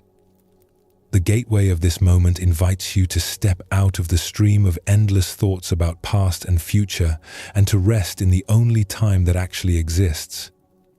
Now, this breath, this sensation, this moment of awareness. Everything else is memory or imagination. But this is real. This is alive. This is where peace lives. Let yourself rest in this understanding. You do not need to be anywhere else or be anyone else. You do not need to solve all your problems or figure out your entire future. You simply need to be here, now, as completely as you can. And in that presence, you will find the peace you have been seeking, not as something you must achieve, but as something that naturally arises when you stop running and finally come home to this moment. There is a teaching in Zen Buddhism that seems paradoxical at first. It says that we must learn to let go, to release our grip on things, to practice non-attachment. When we first hear this, it can sound like we are being asked to stop caring, to become cold or indifferent, to love nothing and need nothing. But this is not what the teaching means at all. Non-attachment does not mean we stop loving. It means we learn to love without strangling what we love with our need to possess it. It means we care deeply while also holding lightly. It means we can appreciate beauty without demanding that it stay forever, enjoy experiences without clinging to them when they pass. The Buddha taught that attachment is one of the deepest sources of suffering. Not love, but attachment. And there is a crucial difference between these two. Love wants what is best for the beloved. Attachment wants to possess, to control, to keep things exactly as they are. Love is open-handed. Attachment is a closed fist. When we cling tightly to anything, whether it is a person, a possession, an experience, or even an idea about how life should be, we create suffering for ourselves. We live in constant fear of loss. We cannot enjoy what we have because we are too busy worrying about losing it. The very thing we thought would bring us happiness becomes a source of anxiety. The Zen masters teach that true freedom comes from learning to hold life lightly, not from having nothing, but from grasping nothing, not from caring about nothing, but from releasing our desperate need to control everything. When we can appreciate what is here without demanding that it stay, when we can love deeply without needing to possess, we discover a peace that no loss can take away. Let us explore a story that shows how releasing our grip on things can actually allow us to enjoy them more fully. In a coastal village, there lived a fisherman named Ichiro who owned a beautiful boat that had been built by his grandfather's hands. The boat was a work of art, with carved wooden details and a sail that caught the wind perfectly. It was not just Ichiro's livelihood, but his pride and joy. He would spend hours each week polishing its wood and mending its nets, keeping everything in pristine condition. Ichiro was known throughout the village as the most successful fisherman. His nets always seemed to find the richest schools of fish, and his knowledge of the ocean's moods was unmatched. Other fishermen would watch him launch his boat each morning and hope to learn from his methods. But despite his success, Ichiro had become anxious and unhappy. He had grown so attached to his boat and his reputation that fishing was no longer enjoyable. Every morning he would wake up worried about the weather, concerned about whether the fish would be running, fearful that something might damage his precious boat. He would spend the night before each fishing trip checking and rechecking his equipment, unable to sleep for all his planning and worrying. On the water, his attachment to catching fish made him tense. He would become frustrated when other fishermen had good luck in areas where he found nothing. He would cut his trips short if the fishing seemed slow, afraid to waste time, or push himself to exhaustion when the fish were biting, terrified to miss any opportunity. One morning, Ichiro discovered that his boat had been taken during the night. Someone had cut the rope and sailed it away while the village slept. Ichiro stood on the dock, staring at the empty space, feeling as if his whole identity had vanished with the boat. The other fishermen felt sorry for Ichiro and offered to help, but most of their boats were barely large enough for one person. Only old Saburo, whose tiny, weathered fishing boat was held together with patches and repairs, offered to take Ichiro out with him. Ichiro had always looked down on Saburo's poor equipment and modest catches. The old man's boat looked like it might fall apart at any moment, and his nets were so old and mended that they seemed to be made more of patches than original material. But with no other options, Ichiro reluctantly accepted the offer. As they paddled out in Saburo's small boat, Ichiro felt embarrassed and worried. How could he catch fish with such inadequate equipment? What if other fishermen saw him in this pathetic vessel? His reputation would be ruined. But something unexpected happened once they reached the fishing grounds. Without his perfect boat and carefully maintained equipment to worry about, Ichiro found himself paying attention to things he had never noticed before. He watched the way Saburo read the water, not through complicated analysis, but through simple, quiet observation. The old man would sit perfectly still for long minutes, just listening to the rhythm of the waves and feeling the movement of the current. When he cast his patched nets, he did so without any sense of urgency or attachment to the outcome. If the nets came up empty, he would simply try another spot. If they came up full, he would smile quietly and continue his work. "Saburo," Ichiro asked, "are you not worried that your nets might tear? They look like they could fall apart at any moment." The old man chuckled softly. "They might. They have torn many times before, and I have mended them.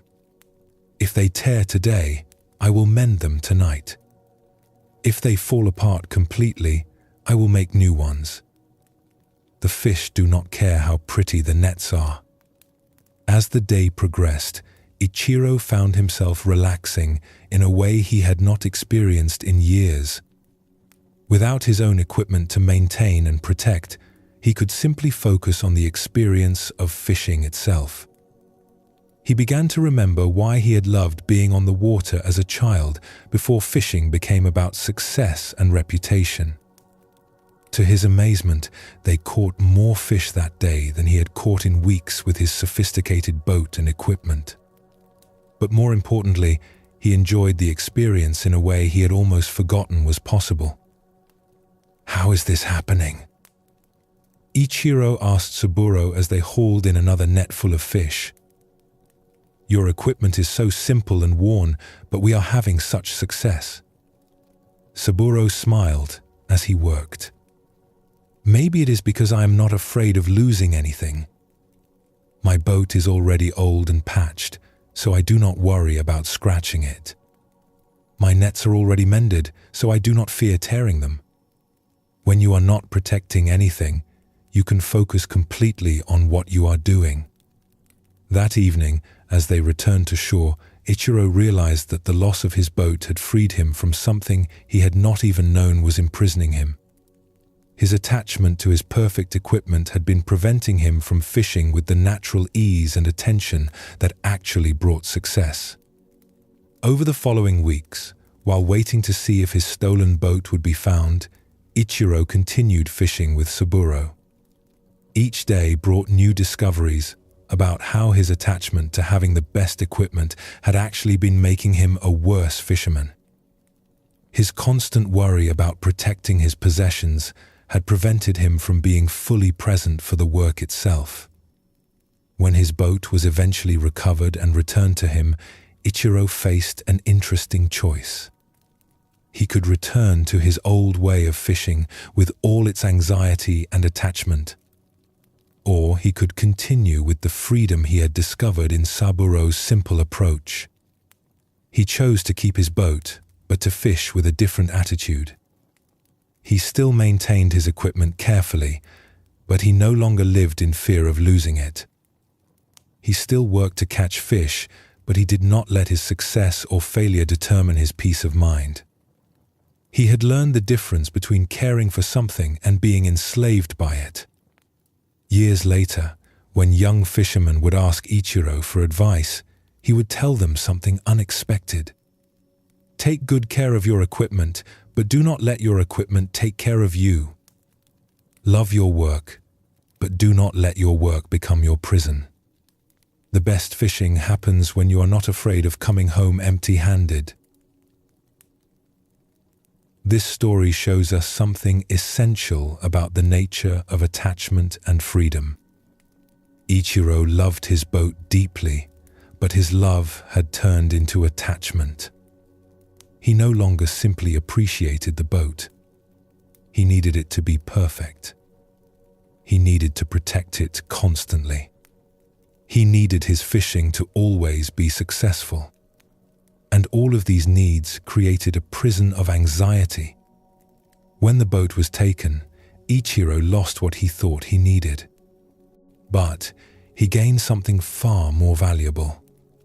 He discovered what it feels like to work without the burden of constant worry, to fish without the weight of needing to succeed, to be on the water without the fear of damaging something precious. Old Saburo showed him what non-attachment looks like in practice. It is not indifference. Saburo clearly cared about his work. He treated his equipment with respect and mended it carefully. But he did not live in fear of losing it. He held his livelihood lightly, and this lightness allowed him to fish with natural grace and presence. The teaching of non-attachment does not ask us to stop caring about things. It asks us to stop making our peace dependent on keeping things exactly as they are. Ichiro could still care for his boat when it was returned. But now he cared for it without being imprisoned by it. He maintained it without living in fear. He fished with dedication without letting outcomes control his well-being. This is what the Buddha meant when he taught about letting go.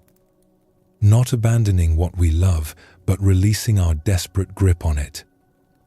When we hold things tightly, we cannot really enjoy them because we are too busy worrying about losing them. But when we hold them lightly, when we appreciate them while they are here without demanding they stay forever, we can actually be present for the beauty and value they offer. Notice any place where you might be holding tension. Your shoulders, your hands, your belly. Can you soften there? Can you practice holding this moment lightly?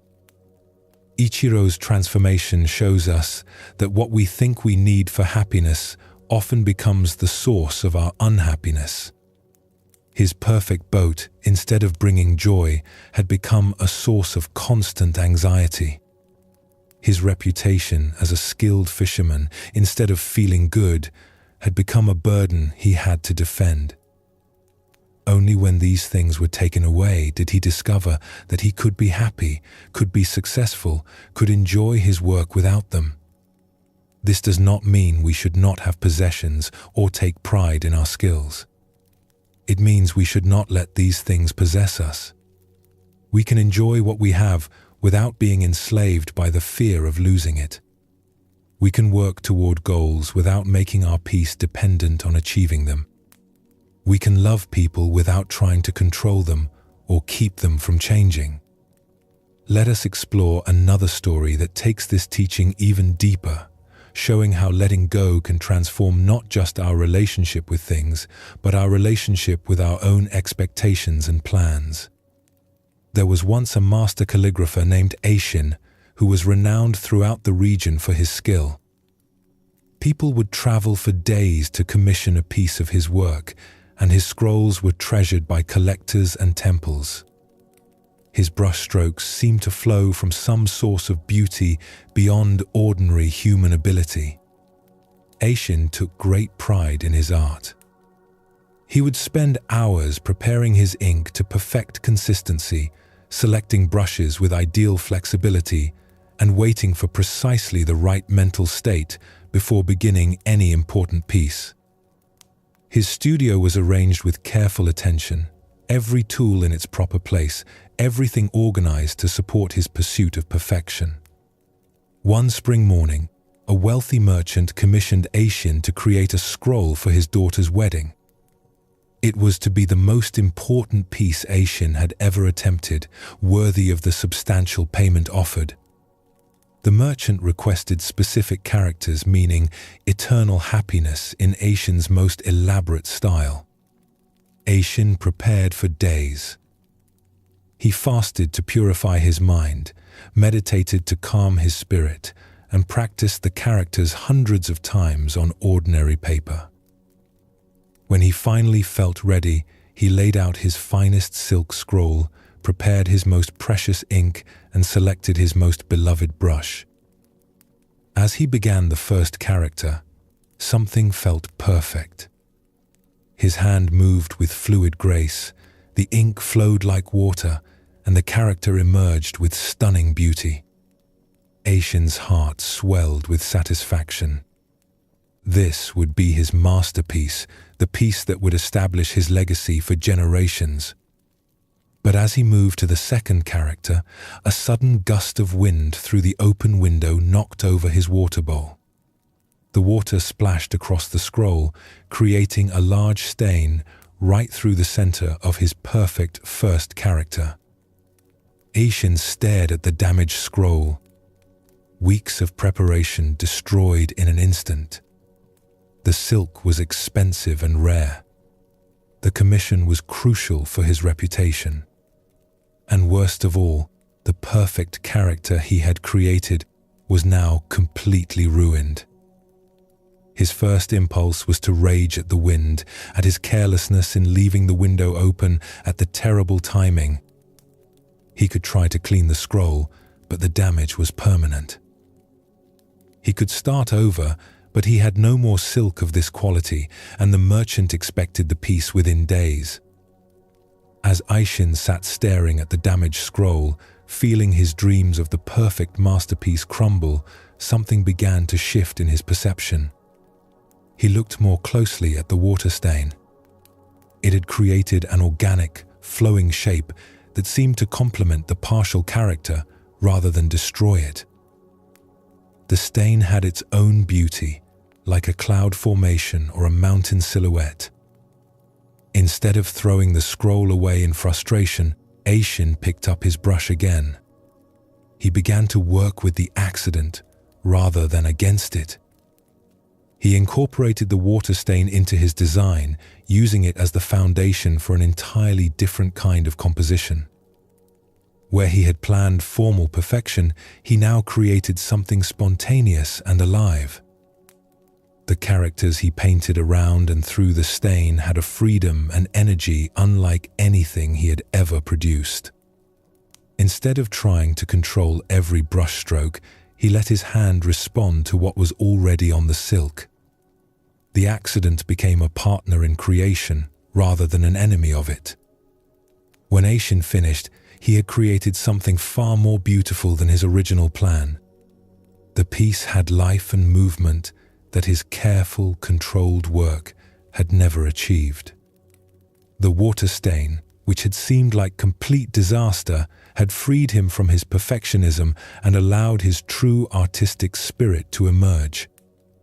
The merchant was amazed when he saw the finished work.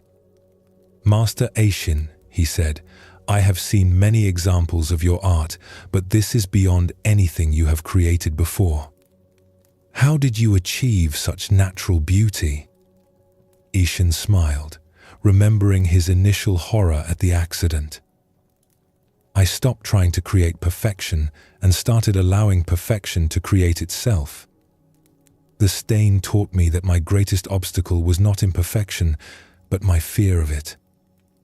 When I let go of needing to control every detail, my art became truly alive." From that day forward, Aishin's work changed completely. He still practiced diligently and prepared carefully, but he no longer tried to force predetermined outcomes. He learned to welcome accidents, to work with the unexpected, and to see imperfection as a doorway to deeper creativity. The story of Aishin shows us another dimension of letting go. His attachment was not to a physical object, but to an idea of how things should be. He had a perfect image in his mind of what his masterpiece would look like, and he was determined to make reality match that image. When the water spilled and destroyed his plan, he had a choice. He could have remained attached to his original vision, seeing the accident as pure disaster. He could have tried to fight against what had happened, wasting energy on anger and regret. But instead, he chose to let go. He released his grip on how things should be and opened himself to how things actually were. This letting go did not mean giving up or becoming careless. It meant working skillfully with what actually appeared rather than fighting against reality in favor of his expectations. And in that release, in that willingness to collaborate with accident rather than control everything, he created something more beautiful than his carefully controlled plan could have produced. This teaching reaches into every corner of our lives. How often do we suffer because reality does not match our expectations? How often do we miss opportunities for joy because we are too focused on how things should be to notice how they actually are? How much energy do we waste trying to force outcomes instead of responding creatively to what actually happens? The Buddhist path teaches us that our greatest suffering comes from fighting reality. Not from reality itself, but from our insistence that it should be different. When Aishin stopped battling the water stain and started working with it, he discovered possibilities he never could have imagined. When we stop demanding that life match our plans and start engaging creatively with what actually shows up, we find a freedom and aliveness that no amount of control could provide. Let your jaw relax. Let your tongue rest softly in your mouth. Feel what it is like to release the constant effort of trying to make everything just right. This is why letting go is so central to finding deep peace. It is not about giving up on life or becoming passive. It is about recognizing that our tight grip on how things should be often prevents us from seeing how beautiful they already are. It is about trusting that life knows something about unfolding that our worried minds cannot grasp. Both Ichiro and Isshin discovered this truth. The fisherman learned that his attachment to his perfect boat was preventing him from fishing with natural ease. The calligrapher learned that his attachment to perfection was preventing him from creating truly perfect art. Both found freedom not by getting what they wanted, but by releasing their desperate need to control outcomes. The peace that comes from this understanding is profound because it does not depend on circumstances being a certain way. Whether the boat is stolen or safe, whether the water spills or not, we can find our way to contentment by working skillfully with whatever appears. We can love our boats and care for our art while also remaining free from the anxiety that comes with clinging. Notice the sounds around you. They come and go without your permission. Can you let them be without trying to hold onto the pleasant ones or push away the unpleasant ones? This gateway of release invites us into a different way of being in the world. Not indifferent, but engaged without attachment. Not careless, but caring without clinging. Not passive, but active in a way that flows with life rather than fighting against it. When we learn to hold life lightly, something remarkable happens. The things we love do not become less precious. They become more precious because we can actually appreciate them fully while they are here. The experiences we enjoy do not become less meaningful. They become more meaningful because we are not wasting our enjoyment worrying about when they will end. Old Saburo fishing in his patched boat, not worried about tearing his nets. Master Isshin working with the water stain instead of against it. Both show us what it looks like to engage fully with life while remaining free from the anxiety of control. Both teach us that the deepest satisfaction comes not from having everything go according to our plans, but from meeting whatever happens with wisdom and grace. As you rest here now, feel into this teaching about letting go. Notice any places in your life where you might be gripping too tightly, where your fear of loss or imperfection might be creating unnecessary suffering. What would it feel like to soften that grip, just a little? This is not about becoming careless with what you love. It is about loving without strangling, caring without controlling, engaging without demanding. When we can hold what we value with open hands rather than closed fists, we discover that we have not lost anything. We have gained the freedom to truly enjoy what we have without the constant fear of losing it. The gateway of release stands open, inviting you to step through, not into a life of having nothing, but into a life of grasping nothing. Not into a life of caring about nothing, but into a life of holding everything lightly. In this balance between engagement and release, between loving and letting go, we find the peace that the Buddha promised.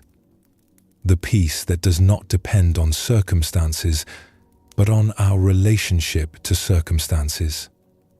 The peace that remains steady whether we gain or lose, succeed or fail, because it is rooted in something deeper than outcomes. Let yourself rest in this understanding. The breath flows in and out without grasping. The heart beats without clinging. Life unfolds moment by moment, and we can participate fully in that unfolding without needing to control where it goes.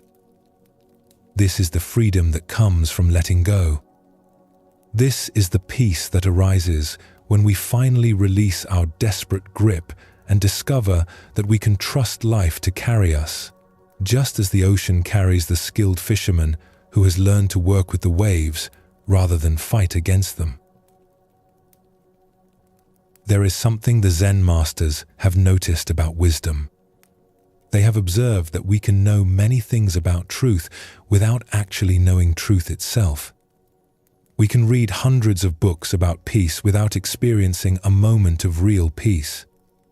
We can memorize all the teachings about compassion without feeling genuine compassion in our hearts.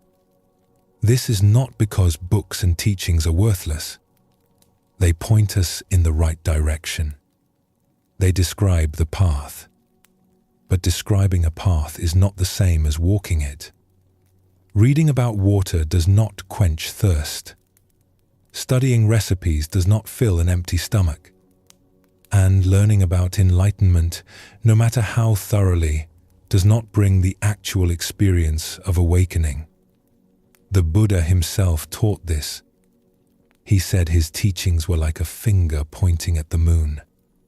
The finger is helpful because it shows us where to look. But if we spend all our time studying the finger, analyzing it, discussing its shape and angle, we will miss the moon entirely. The purpose of the finger is to direct our attention to something beyond itself. This teaching is especially important in our modern world, where we have access to more spiritual information than any previous generation. We can read thousands of books about Zen Buddhism. We can listen to countless talks. We can study with many teachers. But none of this accumulation of knowledge will bring us the peace we seek unless we move from knowing about to actually knowing. From understanding concepts to living truth. The Zen masters teach that wisdom must be embodied, not just understood.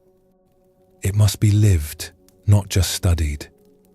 The peace we seek comes not from filling our minds with information, but from transforming how we actually meet each moment of our lives. Let us explore a story that shows the difference between these two kinds of knowing. High in the mountains, there lived a scholar named Hayato who had devoted his entire life to studying Buddhist philosophy.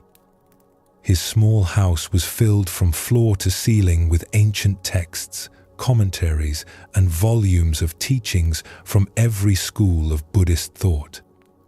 He could recite complex philosophical arguments from memory and explain the most subtle points of doctrine with impressive precision. Hayato spent his days reading, taking careful notes, and writing his own commentaries on the great works. He had developed a reputation as one of the most learned Buddhist scholars in the region. Students would occasionally make the difficult journey up the mountain to study with him, hoping to benefit from his vast knowledge. But despite all his learning, Hayato felt something was missing. His understanding was complete in theory, but when he faced daily problems or difficult emotions, his scholarly knowledge seemed to offer little help. He could explain the nature of suffering in elaborate detail, but he still suffered.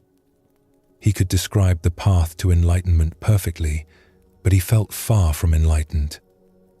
One winter morning, an old woman appeared at Hayato's door. She was bent with age, dressed in simple peasant clothes and carrying a small bundle of vegetables. She looked like any ordinary village farmer, certainly not someone who would have anything to teach a great scholar. "Excuse me, sir," she said in a humble voice. "I have been walking all night through the snow, and I am very cold and tired. Might I sit by your fire for a while to warm myself?" Hayato was annoyed by the interruption to his studies, but his Buddhist training had taught him about compassion. He reluctantly allowed the woman to enter and sit by his small hearth. As she warmed herself, the old woman noticed the books covering every surface of the room. "My," she said with apparent amazement, "you must be very wise to have read so many books about Buddhism." Hayato felt a surge of pride. "Yes," he said. "I have studied Buddhist philosophy for over 30 years. I know the teachings of all the great masters. There is probably no question about Buddhist doctrine that I cannot answer." The old woman looked impressed. "How wonderful," she said. "I am just a simple farmer, but I've always wondered about something. Perhaps you could help me understand?" "Of course," Hayato said, pleased to have an opportunity to demonstrate his knowledge to someone who would surely be amazed by his wisdom. The woman was quiet for a moment, staring into the fire. Then she asked simply, "What is Buddha?" Hayato launched into an elaborate explanation. He spoke about the historical Buddha, about Buddha nature, about the different aspects of Buddha in various philosophical systems. He quoted ancient texts and cited famous masters. He covered every dimension of Buddhahood that his scholarly training had taught him. He spoke for nearly an hour. When he finished, he looked at the old woman expectantly, waiting for her to express amazement at his learning. But she simply looked confused. "I am sorry," she said apologetically, "but I still do not understand. You have told me many things about Buddha, but you have not told me what Buddha is." Hayato felt a flash of irritation. "I just explained it in great detail. Perhaps you were not listening carefully enough. Buddha is the awakened one, the one who achieved complete enlightenment, the teacher who showed us the path." "Yes, yes," the old woman interrupted gently, "but what is Buddha?" "Not what Buddha did or what Buddha teaches, but what Buddha actually is." Hayato tried again, this time using different terminology and approaching the question from various philosophical angles. But no matter how he explained it, the woman kept asking the same simple question. "But what is Buddha?" After 2 hours of increasingly frustrated explanations, Hayato finally lost his patience. "Look, old woman, if you cannot understand such basic Buddhist concepts, perhaps you should stick to farming and leave philosophy to those who are capable of grasping it." The elderly woman looked at him with eyes that suddenly seemed much deeper than before. "My dear scholar," she said softly, "you have spent 30 years learning about Buddha, but you have never met Buddha. You can describe Buddha perfectly, but you do not know what Buddha is." She stood up slowly and gathered her small bundle. True understanding is not found in books or explanations. It is found in direct experience. You know what Buddha did and what Buddha taught, but you do not know what Buddha is because you have never looked inside yourself to find the Buddha nature that lives there. As she walked toward the door, she turned back with a gentle smile. "I'm just a simple farmer, as you said. I cannot read your books or explain your philosophies. But when I work in my garden, I know Buddha. When I sit quietly in the evening, I meet Buddha. When I help a neighbor or feed a hungry animal, Buddha is there. I may not know about Buddha, but I know Buddha directly." With that, the old woman disappeared into the snowy morning, leaving Hayato alone with his thousands of books and his suddenly hollow-feeling knowledge. For days afterward, Hayato could not concentrate on his studies. The woman's simple question kept echoing in his mind. What is Buddha? He realized that despite all his learning, he truly could not answer this most basic question from his own direct experience. He knew what others had said about Buddha, but he had never encountered Buddha himself. This meeting changed everything for Hayato. He did not abandon his books entirely, but he began to balance his scholarly study with simple practice. He started paying attention to his daily activities, looking for Buddha in ordinary moments rather than just in philosophical texts. Gradually, Hayato's understanding transformed from something he carried in his head to something he experienced in his heart. His knowledge became wisdom not because he learned new information, but because he began to live what he had always known intellectually. Take a gentle breath. Notice the difference between thinking about breathing and actually feeling the breath move through you. This story shows us something essential about the path to peace. Hayato had accumulated vast knowledge about Buddhism. He could explain every teaching, quote every text, answer every philosophical question. But all this knowledge remained abstract, separate from his actual life. It was information in his head, not wisdom in his heart. The old woman, with her simple question, revealed what was missing. She kept asking, "What is Buddha?" Not, "What do the texts say about Buddha?" She was pointing beyond concepts and explanations to direct experience. And Hayato, for all his learning, could not answer from that place of direct knowing. This is a trap that many of us fall into, not just with Buddhism, but with life itself. We think that understanding something intellectually means we truly know it. We read about love and think we understand love. We study peace and believe we know peace. We learn about presence and imagine we are present. But there is a vast difference between knowing about something and knowing it directly. The old woman knew Buddha not through study, but through living. When she worked in her garden, when she sat quietly, when she helped others, she was not thinking about Buddha nature. She was experiencing it. This direct knowing cannot be found in any book because it is not made of words or concepts. It is alive. It is felt. It is lived. Hayato's transformation began when he realized that all his knowledge was like a menu in a restaurant. The menu describes the food beautifully. It lists every ingredient, explains every flavor.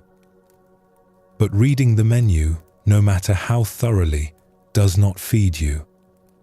At some point, you must actually eat the food. You must have the direct experience that the menu only points toward. This is what the Zen masters mean when they teach about direct knowing. They are not saying that study is worthless.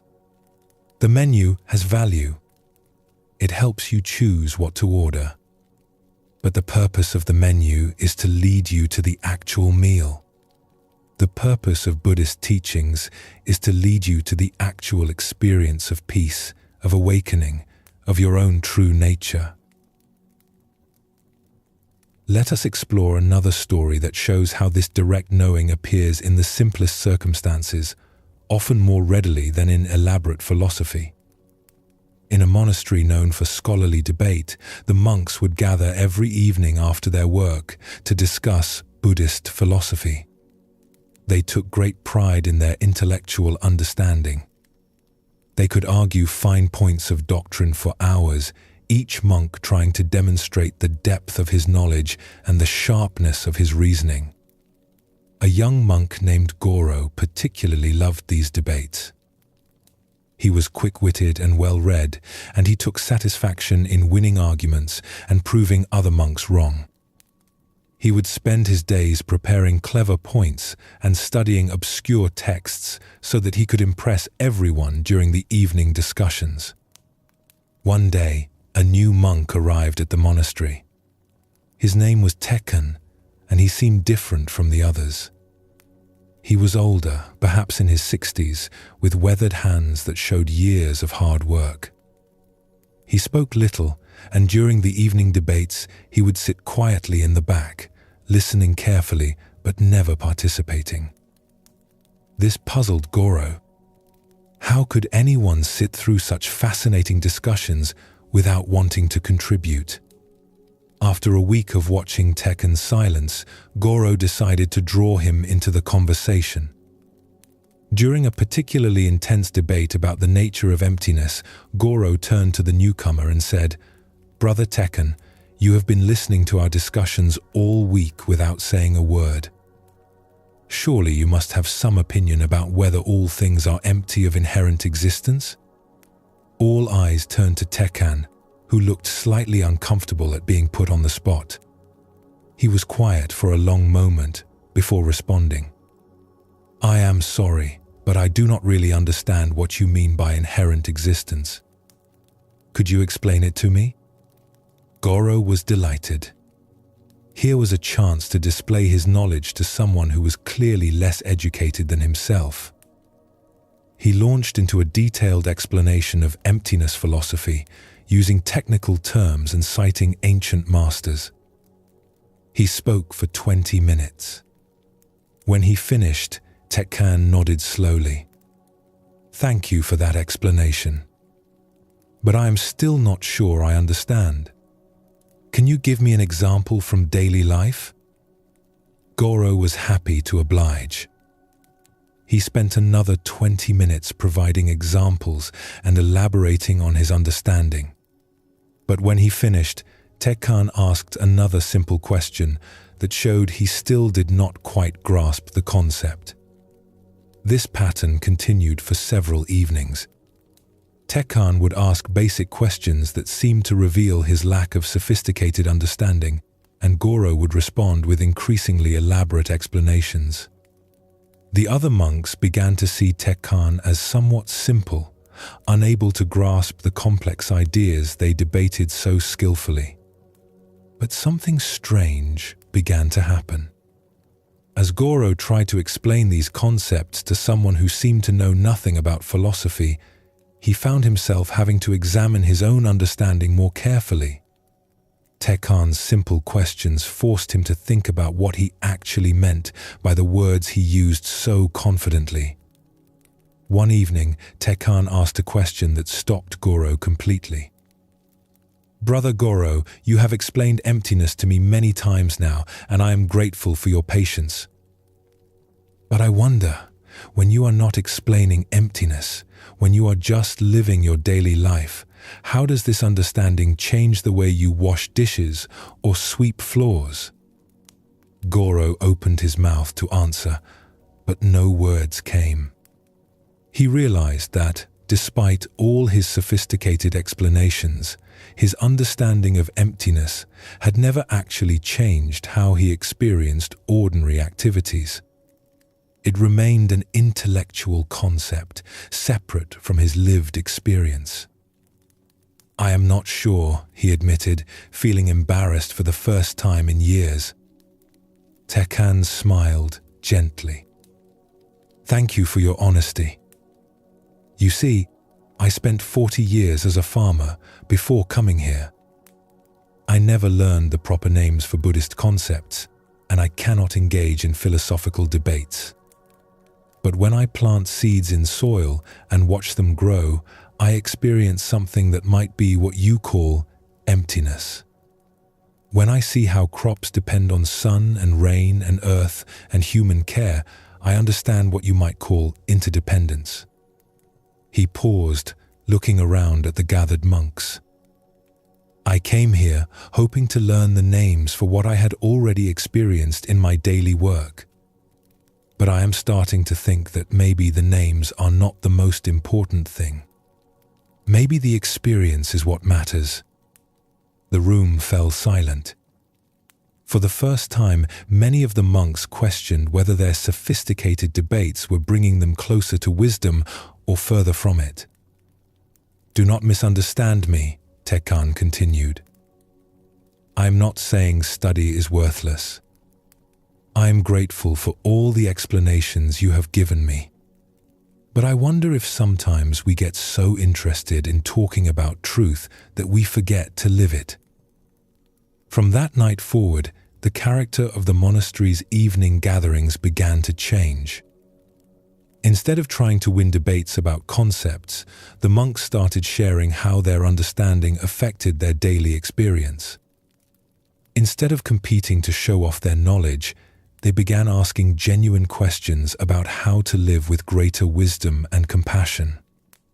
Goro discovered that Tekkan's simple questions had been far more valuable than all his clever arguments. By forcing him to examine what his knowledge actually meant in practical terms, the older monk had helped him begin to transform intellectual understanding into lived wisdom. The story of Tekkan and Goro shows us another dimension of this teaching about direct knowing. Goro had spent years accumulating knowledge about Buddhist philosophy. He could explain complex concepts, win debates, impress others with his understanding. But Tekkan's simple questions revealed that this knowledge remained abstract, disconnected from actual life. Tekkan's approach was the opposite of what we might expect. Instead of trying to learn more information, he was trying to connect information to experience.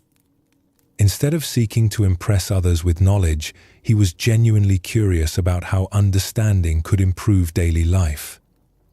The questions Tekkan asked were more valuable than all of Goro's explanations because they pointed toward the gap between knowing about something and knowing something directly.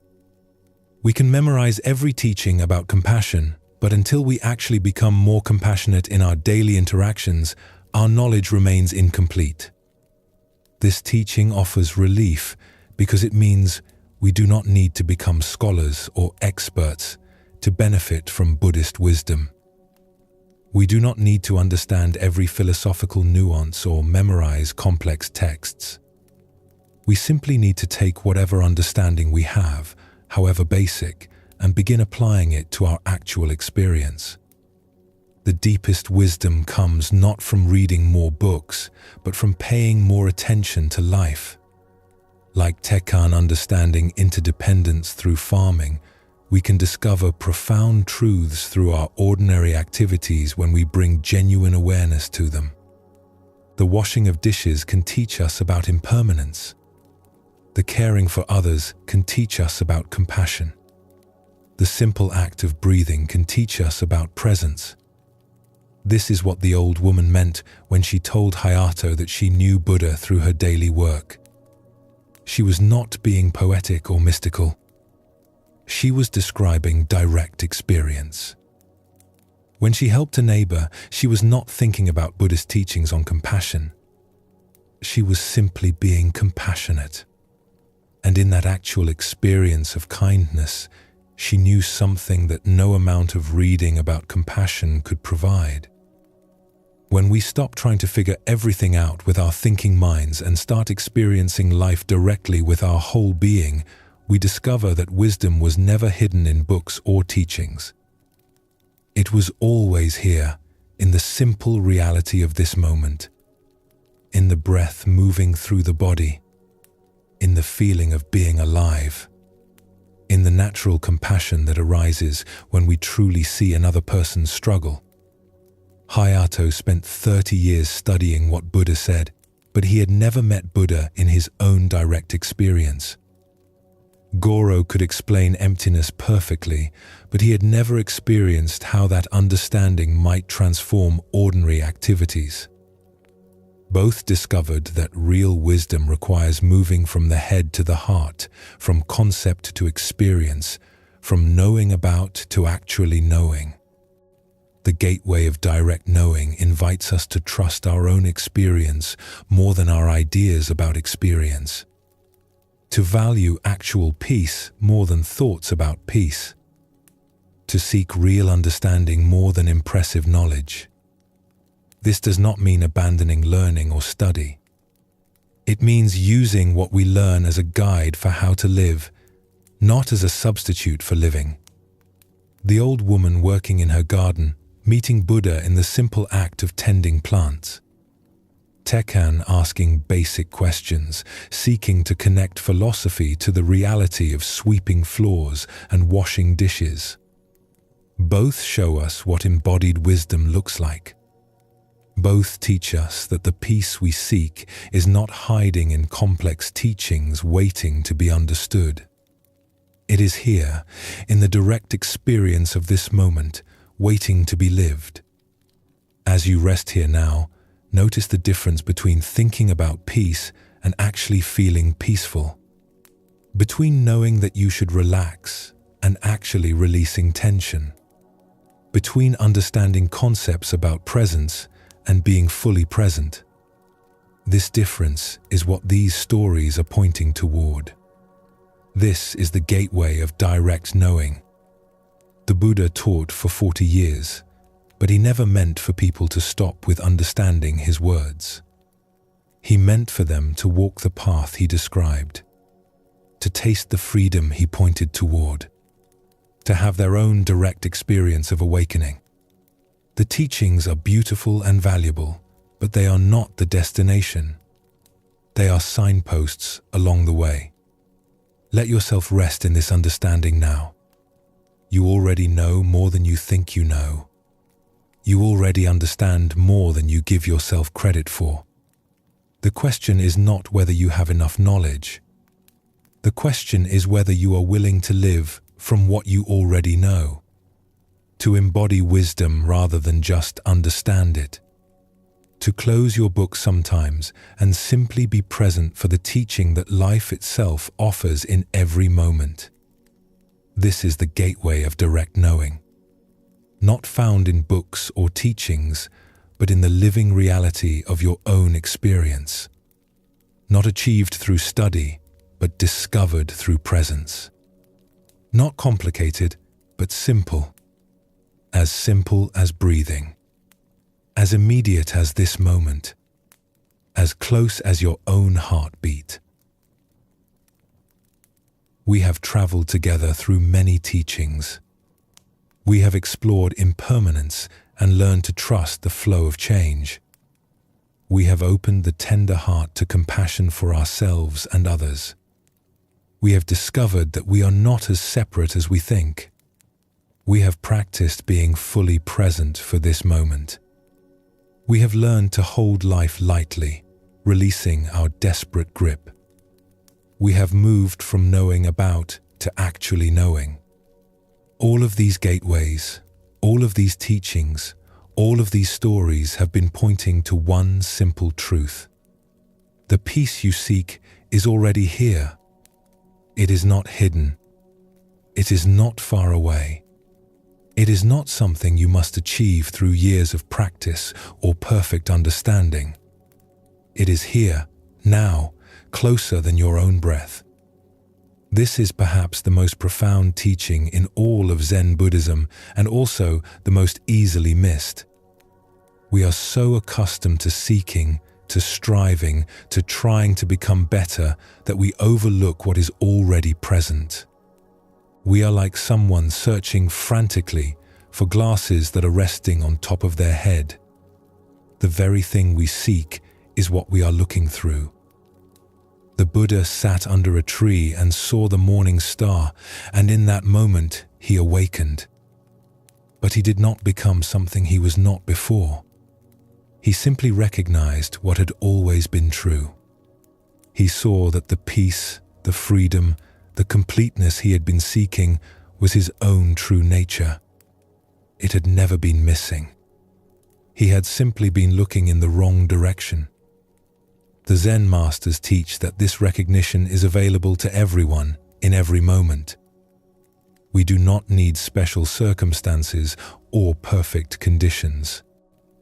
We do not need to be wiser or better or more spiritual. We simply need to stop long enough to notice what has always been here. Like the stars that shine during the day but are hidden by the brightness of the sun, our true nature is always present, simply waiting to be recognized. Let us explore a story that shows how this recognition can dawn in the simplest circumstances. A young monk named Eiji had devoted his life to seeking enlightenment. He had studied at many temples, practiced with various teachers, and read countless texts about the path to awakening. He was sincere and dedicated, rising early each morning to meditate, spending long hours in practice, always searching for the profound realization that would finally bring him peace. But despite years of effort, Eiji felt no closer to his goal. Other monks spoke of profound insights and mystical experiences, but these eluded him. He began to believe that something was wrong with him, that he was somehow not suited for spiritual practice, that enlightenment was meant for others, but not for him. One spring morning, discouraged and exhausted from years of seeking, Eiji decided to leave the monastery and travel in search of a truly enlightened master. Someone who could give him the final teaching he needed, the missing piece that would unlock the door to awakening. He walked for many days, asking in each village if anyone knew of an enlightened teacher. Most people shook their heads or pointed him toward other monasteries. But in one small village, an old shopkeeper told him about a woman who lived in a simple cottage at the edge of town. "Her name is Chiyo," the shopkeeper said. "She is just an old woman who tends her garden and sits on her porch. But there is something about her, a peace. People say she is wise, though she has never claimed to be a teacher." Eiji found the cottage easily. It sat at the end of a quiet lane, surrounded by a well-tended garden. On the wooden porch, an elderly woman sat in the morning light, a cup of tea in her weathered hands. She looked up as Eiji approached, her face serene and welcoming. "Excuse me, honored grandmother," Eiji said, bowing respectfully. "I am searching for an enlightened teacher. The shopkeeper suggested I speak with you." Chiyo smiled gently. "Please, sit. You look tired from your journey." Eiji settled on the porch steps, grateful for the invitation to rest. "I have been seeking enlightenment for many years," he explained. "I have practiced diligently, studied with many teachers, but I still feel far from awakening. I am looking for someone who truly understands the deepest teachings, someone who can show me what I am missing." "And what do you think you are missing?" Chiyo asked, taking a slow sip of her tea. "The experience of enlightenment," Eiji said. "The profound realization that brings lasting peace. I know it exists because the texts describe it. But I have never experienced it myself."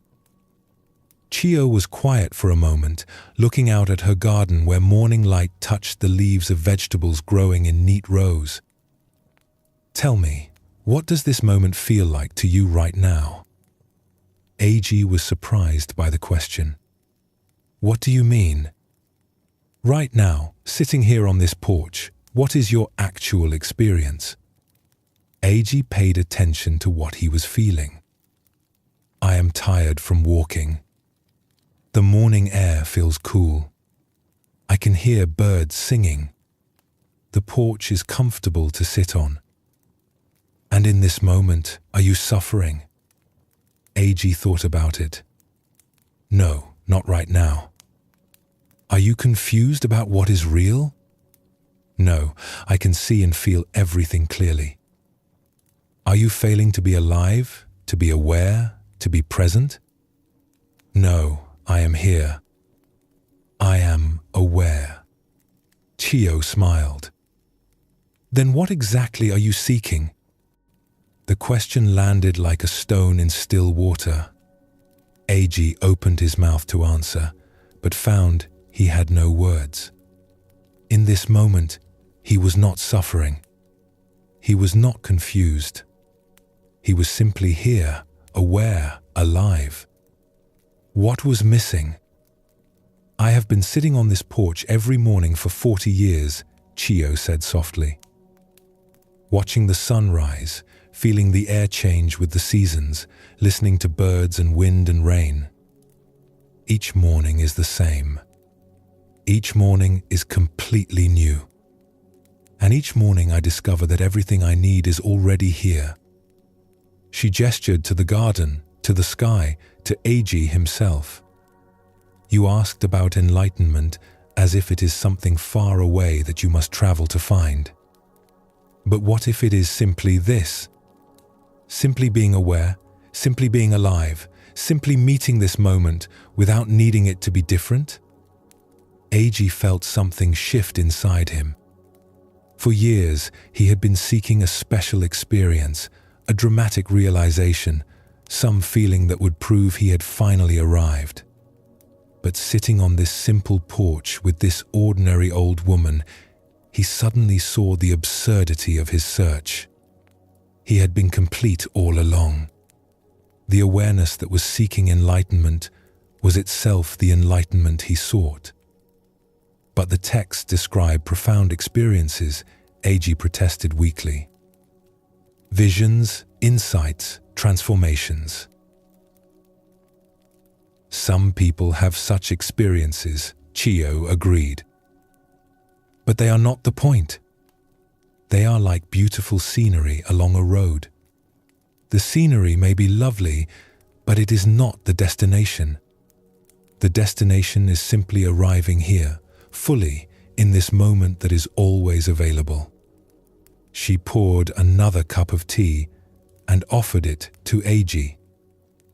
When you drink this tea, do you need a special experience to make the drinking real? Or is the simple act of tasting, swallowing, feeling the warmth, is that not enough? Eiji accepted the cup and drank slowly. The tea was bitter and sweet at the same time. It warmed his throat. It was just tea, nothing special.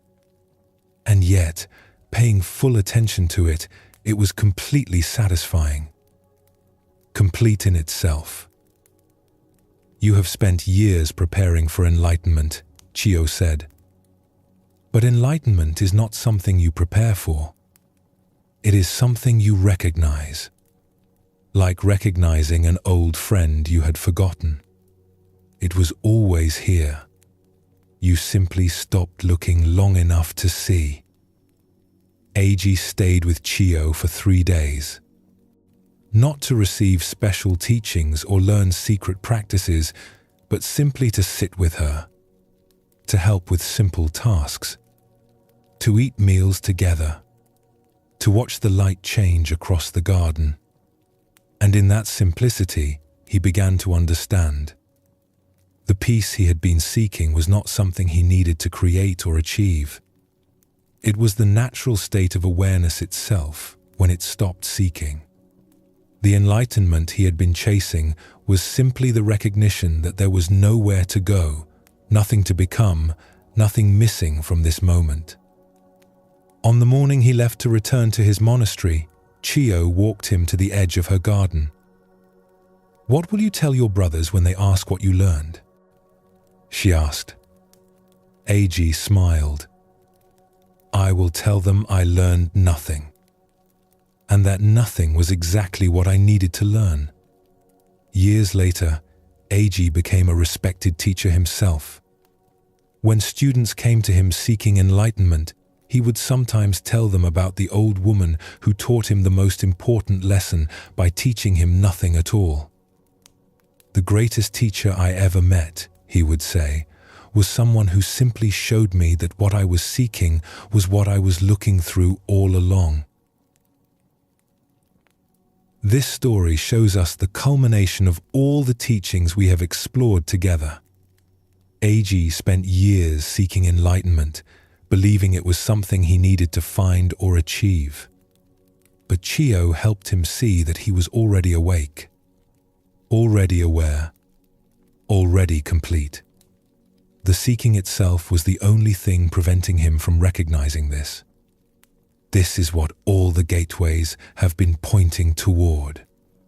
When we truly understand impermanence, we stop trying to freeze time and recognize the perfection of constant flow. When we open the tender heart, we discover that our capacity to feel is itself a form of completeness. When we see through the illusion of separation, we recognize our true nature is spacious and free. When we practice presence, we come home to the only moment that exists. When we let go, we discover we were never holding anything real in the first place. When we move from concept to experience, we find that truth was never hidden in ideas. All of these teachings lead here, to the simple recognition that you are already home, already whole, already at peace. Not because you have achieved something, but because that is your nature. Like water being wet or fire being warm, awareness is naturally peaceful when it stops struggling against itself. Notice right now, in this moment, what is actually missing. Not what you think should be different, but what is actually absent from your direct experience. The awareness that notices these words, that feels the breath, that experiences being alive, is it lacking anything essential? This recognition does not mean all your problems disappear. Chio still had to tend her garden, deal with the weather, grow old. Eiji still had to navigate daily life, face challenges, experience both joy and sorrow. But underneath all of these changing circumstances was something that remained stable. The simple fact of awareness itself, of being alive, of being here. Let us explore one more story that shows how this recognition can transform a lifetime of seeking into a lifetime of simply being. In a large monastery, there lived a master named Ren who had been teaching students for 50 years.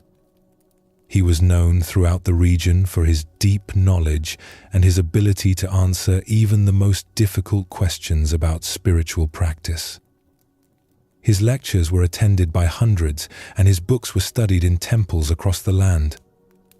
But as Master Ren grew older, something began to change in his teaching. Instead of giving long, elaborate explanations, he started responding to questions with simpler and shorter answers. Instead of assigning complex practices, he began suggesting that students simply sit quietly and pay attention to their breath. His senior students were puzzled by this change. They had come expecting profound teachings and sophisticated practices, but their master seemed to be offering them nothing but basic instructions they had learned years earlier. One evening, a senior student approached Master Ren with concern. "Master, forgive me for asking, but your recent teaching seems so different from before. Have you forgotten the deeper aspects of the Dharma? Are you feeling well?" Master Ren invited his student to sit with him on the temple porch, where they could watch the evening stars begin to appear in the darkening sky. "Tell me," the master said, "when you first came to study here 20 years ago, what were you seeking?" "I was seeking enlightenment, liberation from suffering, understanding of ultimate reality," the student replied. "And have you found these things?" The student hesitated.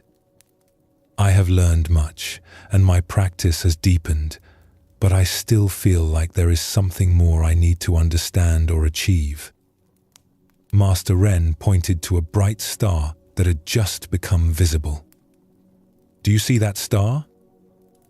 "Yes, Master." "What is it doing?" The student looked confused. "It is shining." "Is it trying to shine? Is it working hard to be bright? Is it seeking to become a better star?" "No, it is just naturally shining." "And yet," Master Ren said softly, "its light has traveled across vast distances to reach your eyes. Without any effort or seeking, it illuminates the darkness for anyone who looks up." They sat in peaceful silence as more stars appeared across the clear night sky. "When I was a young teacher," Master Ren continued, "I thought my job was to give students complicated practices and profound insights. I believed that enlightenment was something difficult that required years of special effort. But as I have grown older, I have discovered something simpler. He gestured toward the field of stars above them. Look at this perfect teaching that appears every clear night. The stars do not struggle to shine. The sky does not effort to be spacious. The night does not try to be peaceful. Yet, here is the most complete demonstration of our true nature anyone could ask for. The student looked up at the stars with new understanding. You are saying that our true nature is like the stars, naturally luminous without effort? I am not saying anything, Master Ren replied with a gentle laugh. But what do you experience when you stop trying to figure everything out and simply rest in awareness, like the space that holds all these stars? As they continued sitting together in the quiet night, the student gradually felt his mind settling into a natural stillness. The questions and seeking that usually filled his thoughts seemed to dissolve into the peaceful vastness of the evening. He was not trying to meditate or achieve any particular state. He was simply present, like the stars simply shining. "Master," he said quietly, "I think I understand why your teaching has become so simple." "Why is that?" "Because what we are looking for is already so simple that complex teachings only cover it up." Master Ren nodded. "After 50 years of teaching, I have learned that the most profound truth is the most obvious one. Students come seeking complicated wisdom, but what they really need is to remember how to rest in their own natural awareness." He stood slowly, preparing to go inside for the evening. The stars have been giving the same teaching every night for millions of years.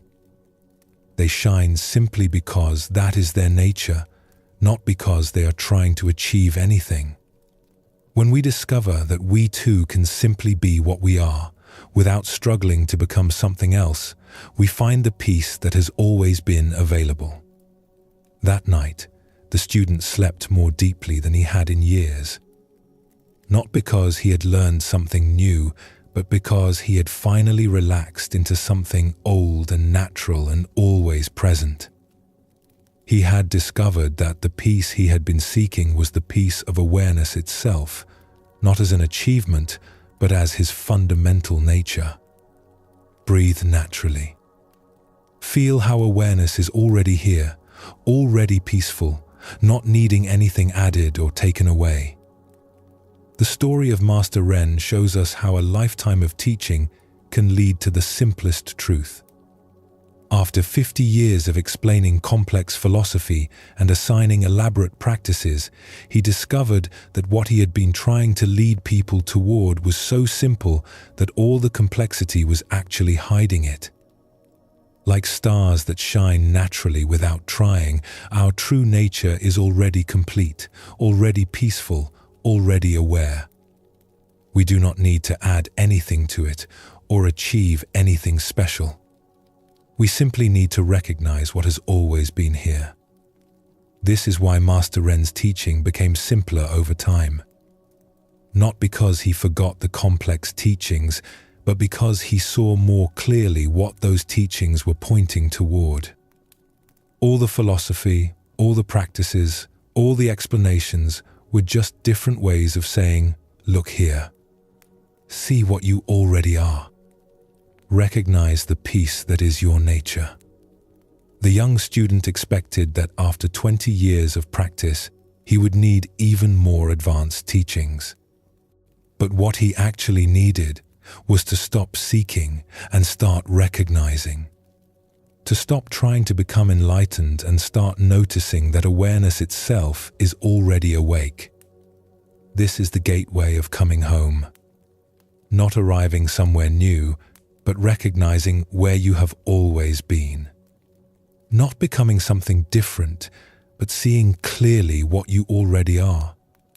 Not achieving peace after years of effort, but discovering that peace is your natural state when you stop struggling. Feel the simple fact of being aware right now. This awareness that experiences these words, that feels the body, that knows you are alive, is it not already complete? Is it waiting to become enlightened? Or is it already the enlightenment you seek? Everything we have explored in this journey together has been pointing here. The impermanence that teaches us to trust. The suffering that opens the heart. The recognition of no separation. The practice of presence. The art of letting go. The wisdom of direct knowing. All of these are not steps on a long journey to somewhere else. They are all different ways of recognizing what is already here. Chiyo, sitting on her porch for 40 years, discovering each morning that everything she needs is already present.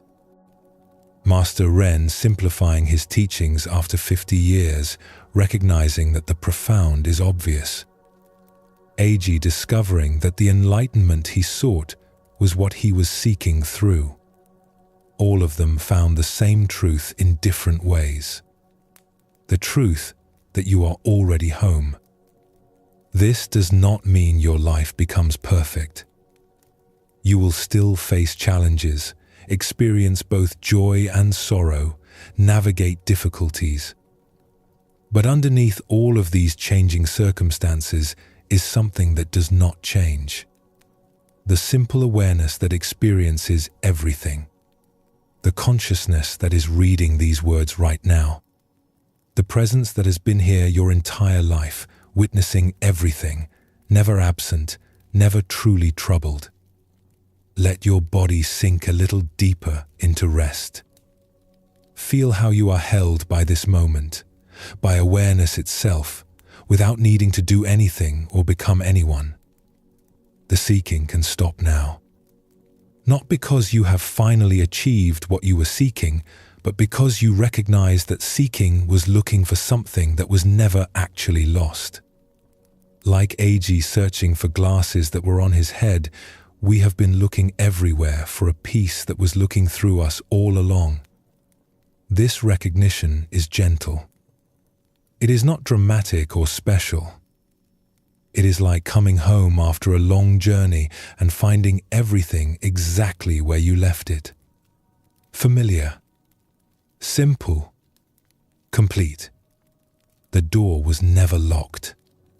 You simply forgot that home was always available. All the teachings of Zen Buddhism, all the stories and practices and wisdom accumulated over centuries point toward this moment. This simple, ordinary, completely extraordinary moment of being aware, being alive, being here. Nothing needs to be added. Nothing needs to be achieved. You are already what you have been seeking. The gateway of coming home stands open, not because you have finally earned the right to enter, but because it was never closed. You are already inside, already home, already at peace. You simply need to recognize this truth, to stop seeking long enough to see what has always been here. Rest in this understanding. Let it settle into you like gentle rain soaking into earth. The peace you seek is not somewhere else, not in some future moment after you have practiced enough, or understood enough, or become enough. It is here, now, in the simple fact of your own awareness. Complete. Whole. Already home. This is the final gateway. Or perhaps it is the recognition that there were never any gates at all, only the journey of returning to where you have always been. Like the stars that shine without effort, like awareness itself that is naturally peaceful, you are already what you have been seeking. Simply recognize this truth, and the seeking can finally come to rest. We have walked together through ancient wisdom that has guided countless hearts toward peace. Through teachings about change and compassion, presence and release, knowing and being. All of these words, all of these stories have been pointing beyond themselves. Like fingers pointing at the moon, They have been directing your attention towards something that cannot be captured in language. The living peace that is your own true nature. You do not need to remember everything we explored tonight. The teachings are not meant to be carried in your mind like a heavy load. They are meant to dissolve into your being like medicine absorbed into the body. The understanding will work in you naturally in its own time without any effort on your part. As you rest now, know that you have received something precious. Not new information to add to what you already know, but a remembering of what you have always been. Seeds have been planted in the fertile ground of your awareness. They will grow in their own season, without your worry or tending. There is nothing more you need to do tonight. The path continues not through striving, but through the simple allowing of life to unfold. Like the morning star that taught the Buddha, life itself will continue to teach you moment by moment if you remain open to its lessons. May you rest deeply in the peace that is already yours. May you wake tomorrow with the gentle recognition that you are exactly where you need to be. May you meet each moment with the kindness and wisdom that these teachings have pointed toward. Thank you for walking this path with us. Thank you for opening your heart to these ancient truths. Thank you for being exactly who you are. Sleep well, and thank you for joining us here at Sleepy Monk.